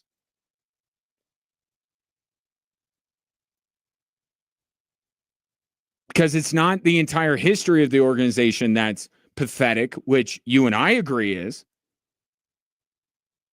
It's only the last 2 years. So whatever they need to do to make sure they're not as bad as the last 2 years, that's what they're going to do. And that's not really what this franchise needs to do moving forward. Story number 3. As the draft lottery goes on, no Wemby and Cooper Flagg team up in San Antonio. He's not playing with Trae Young in Atlanta. He's not going to Chicago. He's not going to Portland. Sorry, Chauncey. Would have kind of been interesting in Portland. I think Chauncey got them going a little bit. He's not going to Houston. Hakeem Olajuwon is very upset about it. They're going to go, where are they going to go? Toronto, Masai Ujiri, the Nuggets, old buddy.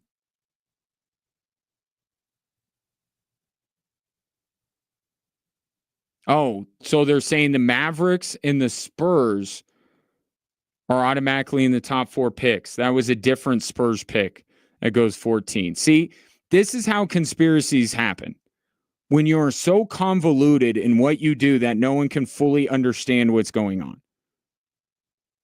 So we know that Dallas, and I'll tell you where the real rig would come in. Oh, and the Wizards. The Wizards are 6, so now the Sixers are now picking in the top 4. Jared McCann nodding in agreement. But this is where it happens. It's so convoluted that we can't understand how you arrive at these things. Oh, and the Jazz are the number 5 pick. Ooh. So Cooper Flagg will either be going to Charlotte, Philly, San Antonio, or Dallas. So Wemby team up and Daryl Morey is beside himself. Could you imagine if Daryl Morey ends up with Cooper Flagg? All right, they're going to a break on ESPN. Now let me get to the third story, which is Nazem Kadri throwing some shade out of nowhere at the Colorado Avalanche. Yesterday, Nazem Kadri, in light of another great performance by Mikko Rantanen in helping the Dallas Stars beat the Winnipeg Jets, tweeted out, rule number 1, you always keep the dogs. He was one of those dogs that the Avalanche let go for the sake of being deeper. Does that ring a bell? They did it again with Mikko Rantanen, and the results have yet to prove them right. Nazem Kadri is more right in this tweet than the Avalanche have been with their moves. Because they let Nazem Kadri go, they haven't gone deep in the Stanley Cup playoffs since. They let Mikko Rantanen go, and they were bounced by Mikko Rantanen. But there's another issue to this, because I don't think that the Avalanche are wrong in thinking that they need to be a deeper team. But something that is behind the moves that they have made is their inability to develop talent through the pipeline. And you look at a team like Dallas, they have so many homegrown players. The Avalanche hardly have any anymore. They have more homegrown players that Patrick Waugh coached than Jared Bednar. That's how you get deeper. That's what Calvin Booth was trying to do with the Denver Nuggets, is bring in young players to make your team deeper. And the Avalanche have not been able to do that. So what have they resorted to? We're going to take draft picks and we're going to move them for established veteran players. And we're going to take young players like Oscar Olesen and Callum Ritchie, and we're going to trade them for also proven veterans. The problem with that is that gets very expensive. And then you can't re-sign a Nazem Kadri, or you have to trade Mikko Rantanen. That's really what's behind the Avalanche making some of these decisions, is they haven't brought anybody through Loveland, enough people through Loveland to supplement their top line talent. And that's how it works. You have stars at the top, you have younger players or super cheap veterans at the bottom, and that's how you get more depth. Avalanche haven't been able to follow that formula, so they've had to throw more and more assets, whether it be draft capital or prospects, at other teams to bring in veteran players. But all of this is tied to what I said last week. The Avalanche are just going to have to wear this. They're going to continue to get pummeled. And I can't say that people are wrong in pummeling them. Right? They look really bad. And every game that goes by that Mikko Rantanen stars for Dallas, they're going to look worse.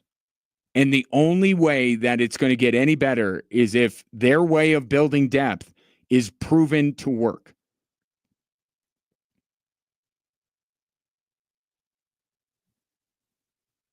And that's kind of what Nazem Kadri is pointing to.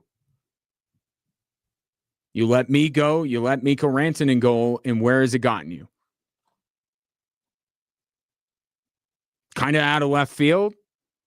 Didn't think that Nazem Kadri had those kind of feelings about the Colorado Avalanche. Clearly, there's some still some deep-seated issues with Nazem Kadri being let go by the Avalanche some years ago. Take your thoughts on the three stories that are driving the show. 719-247-1313. We are down to 4 potential teams for Cooper Flagg. I'll tell you the real fix. I told you if Utah won it, I could claim that it is rigged because everyone's fawning over Ryan Smith, the owner of both the NHL and NBA teams in Salt Lake City. The real and the Hornets are the 4th pick. The real rigging of the NBA draft lottery is if after trading Luka, Dallas ends up with the number 1 pick. And the Sixers are 3. Great. Cooper Flagg is either going to be a Maverick or a Spur. And the Dallas Mavericks have won the draft lottery. This is so rigged. Oh, it is so rigged. You make the most egregious trade in the history of sport to give up a generational talent in Luka Doncic, and you are immediately rewarded by Adam Silver to get the next big thing, which is Cooper Flagg. This is the only possible explanation. The Mavericks, they're now showing this on ESPN. The Mavericks had the 4th longest odds ever to win the draft lottery. This is not a coincidence. This is not luck of the draw. And if karma was a real thing, the Dallas Mavericks would have the lowest possible pick they could possibly get, but yet they end up with the number 1 pick. This is so rigged. It is so rigged. Oh, I got to take a break. I'm going to talk about how rigged this is for like the last half an hour. This is ridiculous. The one organization that deserves to be punished by the basketball gods repeatedly for years to come has now been gifted Cooper Flag. This is garbage. Talk about it next on Extra Sports 1300.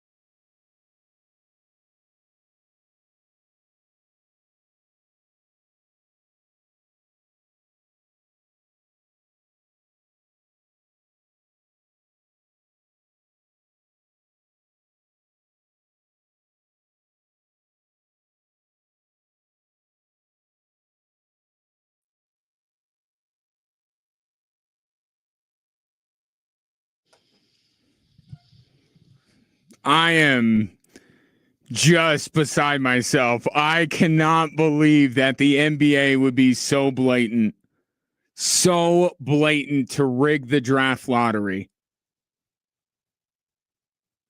The Dallas Mavericks had a 1.8% chance of winning the draft lottery. They have had an ownership group that it is rumored that they would go so far as to move the team out of Dallas if they do not legalize sports betting in the state of Texas. They have just been collectively dunked on repeatedly over and over again for months. They have looked like a clown show organization for trading away Luka Doncic, and now they have Cooper Flagg.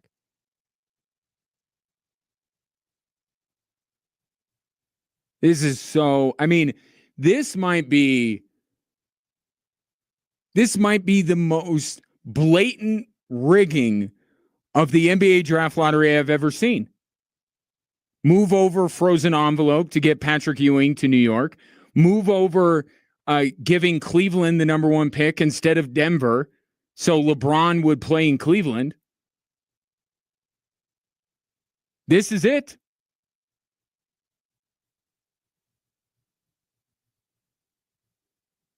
And at the very least, if you're not on board with me saying that the NBA draft lottery is rigged, at least have this show you that bad things don't happen to bad people. That there are no consequences. There are no consequences. That is the big takeaway here. There are no consequences for dumb decisions. Go out and do whatever dumb thing you want to do because there will be no repercussions whatsoever. Just make sure that if it's nothing illegal, now I got to protect myself a little bit. But if there is a sports god, the Dallas Mavericks would not be winning the draft lottery.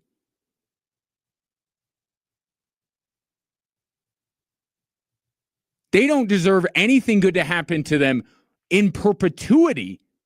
Forever, they don't deserve anything good to happen to them. And yet, the first good thing that could possibly happen to them happens to them? Man, Adam Silver's NBA. And I know some of the rigging of the draft lottery took place under David Stern, but look at what's going on. Everybody gets an NBA championship trophy, or at least if you won an NBA championship trophy, you better move aside because you're never going to win one again. See Milwaukee, see Denver, see the Lakers. Well, we'll see with them.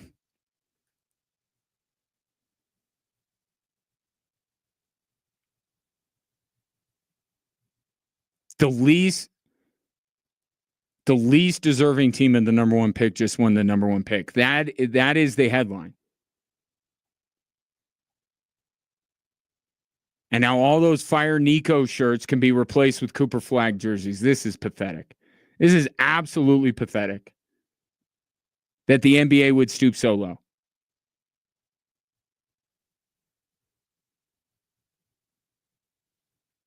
Cooper Flagg's going to be a Dallas Maverick. And now you look at him coming back next year. Whoa, wait a minute.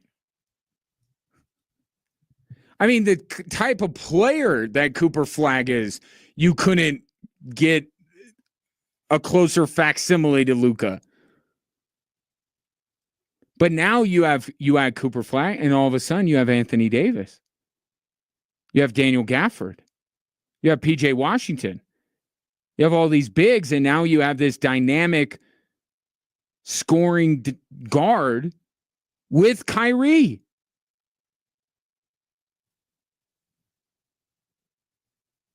Now, there's no guarantees that Cooper Flagg becomes the player that many of us think he will. But my goodness, if you shipped out Luka Doncic, you couldn't ask for a better replacement. Kyrie, Cooper Flagg, Anthony Davis, Daniel Gafford, PJ Washington. Dallas is a playoff team next year. They're a playoff team 1 year after giving away one of the 5 best players in the NBA. Oh, that should. Tom says maybe Nico will trade the pick. Maybe. We need more defense, right? Defense wins championships. Wouldn't that be hilarious? That's actually what I am rooting for now. I hope that Nico Harrison is like, I don't want a young player on my roster. I want to trade him for another injury-prone big man. Oh. The universe does not punish you for bad decisions. That's the big takeaway from this. Text in, the year the Broncos won the Super Bowl with Peyton Manning was rigged, right? The Broncos had no business winning the Super Bowl that year. This coming off of the premise that all sports are rigged. I don't believe all sports are rigged. I don't even know if I'm not going to put words into your mouth. I don't know if you even fully believe that.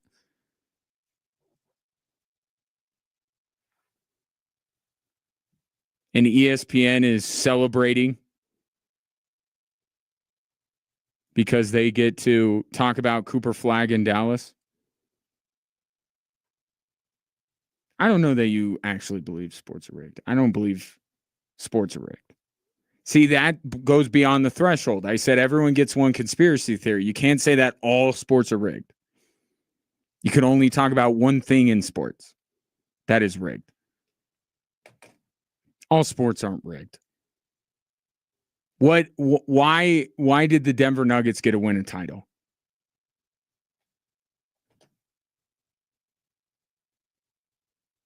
What's the reason for that? Because I can go back through the annals of history and find, and I don't think that the NBA rigs the draft lottery every year, just when there's a huge prize, right? Like the Wolves got Anthony Bennett one year. Like it wasn't rigged that year. But you can go back. Again, some of the most notable examples, getting Patrick Ewing to New York. That's where it all started. And then the NBA loved it so much that they continued to do it. And they put Derrick Rose in Chicago. And they gave the Pelicans Zion Williamson for trading Anthony Davis. Like, this trade is going to ruin the New Orleans market. So let's give them another young budding star. They got Zion right after they traded Anthony Davis.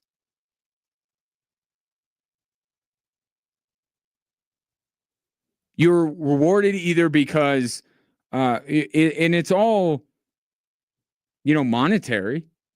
It's all behind it. The San Antonio Spurs.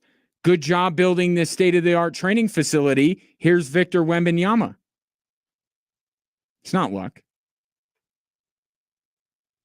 Now, all sports are rigged. That's a bridge too far. I can't. Although, to be fair, you look back on that run and you're like, really? That team won the Super Bowl?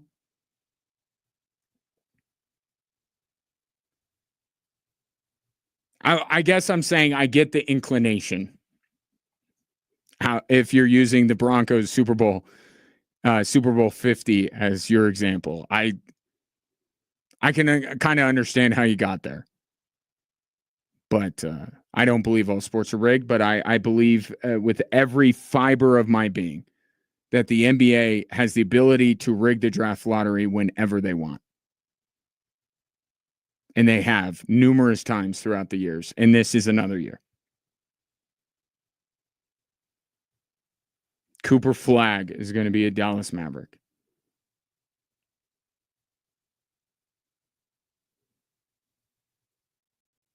Can this day get any worse?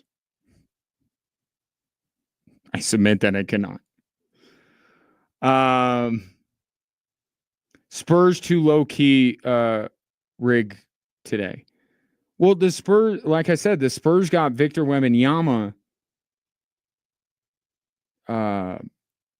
because they built this training facility. If you invest in and you could go back, you could go back and look. Teams that built new arenas, teams that have been trying to sell their teams, floundering NBA cities. You could go back and you can find numerous examples of how these number one picks are being given to these franchises at times where they need a boost. Not in the way that like Washington or Charlotte needs a boost because they're just a garbage basketball team. But like you're looking to sell the team. You just made a big capital investment and you need to make up some of the money that you invested. You might move if you don't make basketball work. If you don't start turning around, team might be relocated. Or in this case, you're an organization with owners that people truly believe would move the Dallas Mavericks out of Dallas and into a state where gambling is legal. That was part of the theory behind the Luka Doncic trade. That they were trying to strip down the team and get so bad of attendance that they could then justify moving to a different location. And at that point, when Luka got traded to the Lakers, we were in the no bad ideas. There are no bad theories, no bad ideas, because why in the world would anyone trade Luka? And no, Nico Harrison has not been vindicated on that.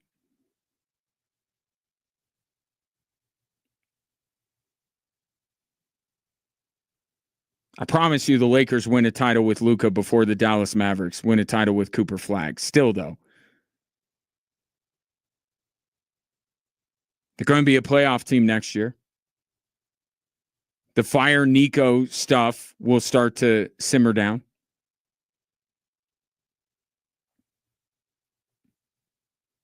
All too convenient. SoCal Dave says, one reason the NBA is an afterthought for me. Jason says, Braun thinks it's rigged too.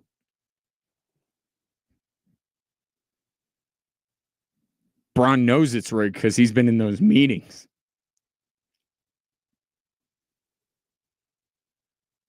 And that was one too. It just so happened that the Cleveland Cavaliers and the Denver Nuggets both had the same odds to be the number one overall pick, and it went to Cleveland.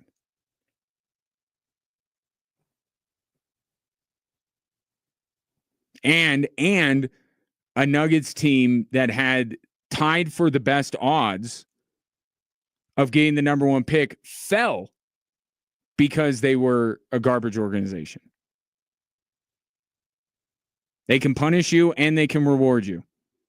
And they can just straight out give you gifts that you do not deserve, which is what Dallas is getting today with Cooper Flagg. 719-247-1313. One last break. You come back. One item of news regarding the Denver Broncos and their schedule.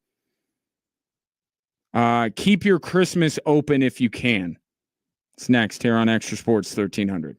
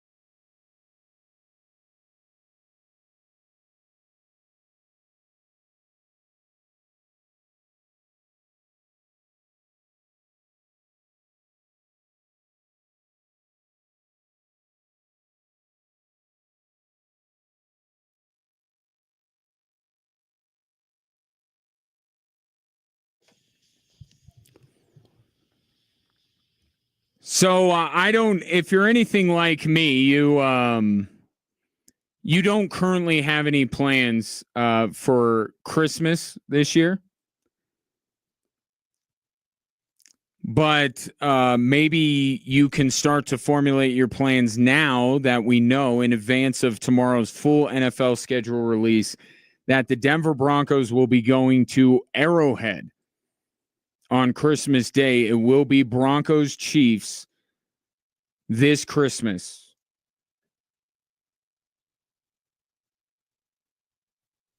And I hate it. And I hate it, and I'll tell you why I hate it. I hate it because it is impossible to be able to watch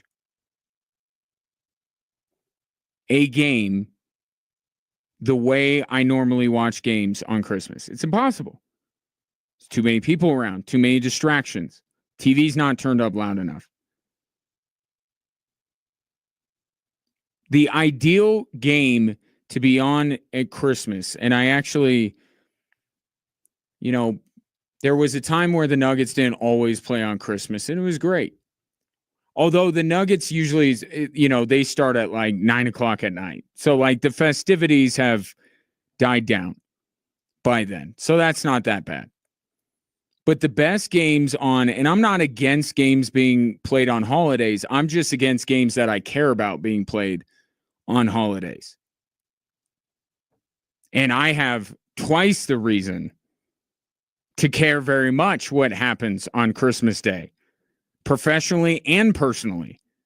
So now it's a double whammy. Now because I can't say that I don't need to watch because it's, or I don't need to pay attention because it's my team, but at least it's not the team that I talk about most on the air. Now I got both. This just goes to show. In a day where the Dallas Mavericks are gifted Cooper Flagg, and I am given my worst nightmare for a Christmas Day game in the NFL, it shows that good things don't happen to good people. Me, good person, bad things happen to me. Bad people, Nico Harrison, good things happen to him. That's how cold and unfeeling the universe is, and how random, but also completely rigged the universe is. Nico Harrison gets Cooper Flagg. I now, literally any other combination of any teams in the NFL would be okay, because the best holiday games are the ones you don't have to pay that much attention to. Right? Your family's arguing about politics. You can turn on the game. You can have it on in the background. Those are the best games. The ones that, I have to watch that game. And I cannot be disturbed while I am watching this game. I am going to be an even bigger nightmare to deal with on this particular holiday with my family than I normally am. I'm already the least popular person at all of my family holidays. And now I'm going to be 10 times worse, because I'll say my job and my fandom depend on me watching this game, and I need complete silence. Maybe you like this idea a little bit better. Broncos Chiefs on Christmas. The rest of the NFL schedule will be announced tomorrow night. We'll be carrying a special NFL schedule release show coming up at 6 o'clock tomorrow. And then, of course, on Wednesday, on Wednesday. Why I'm thinking of tomorrow is because Nuggets Thunder, but also no show for me tomorrow. I'm out tomorrow. I'll be at the Senior Open Media Day tomorrow. Big event happening in about a month here in Colorado Springs. So I'll be there. No show tomorrow.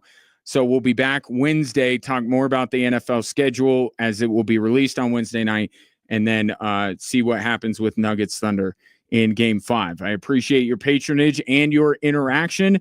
Enjoy the rest of your evening. And just remember, the NBA draft lottery is completely and utterly rigged.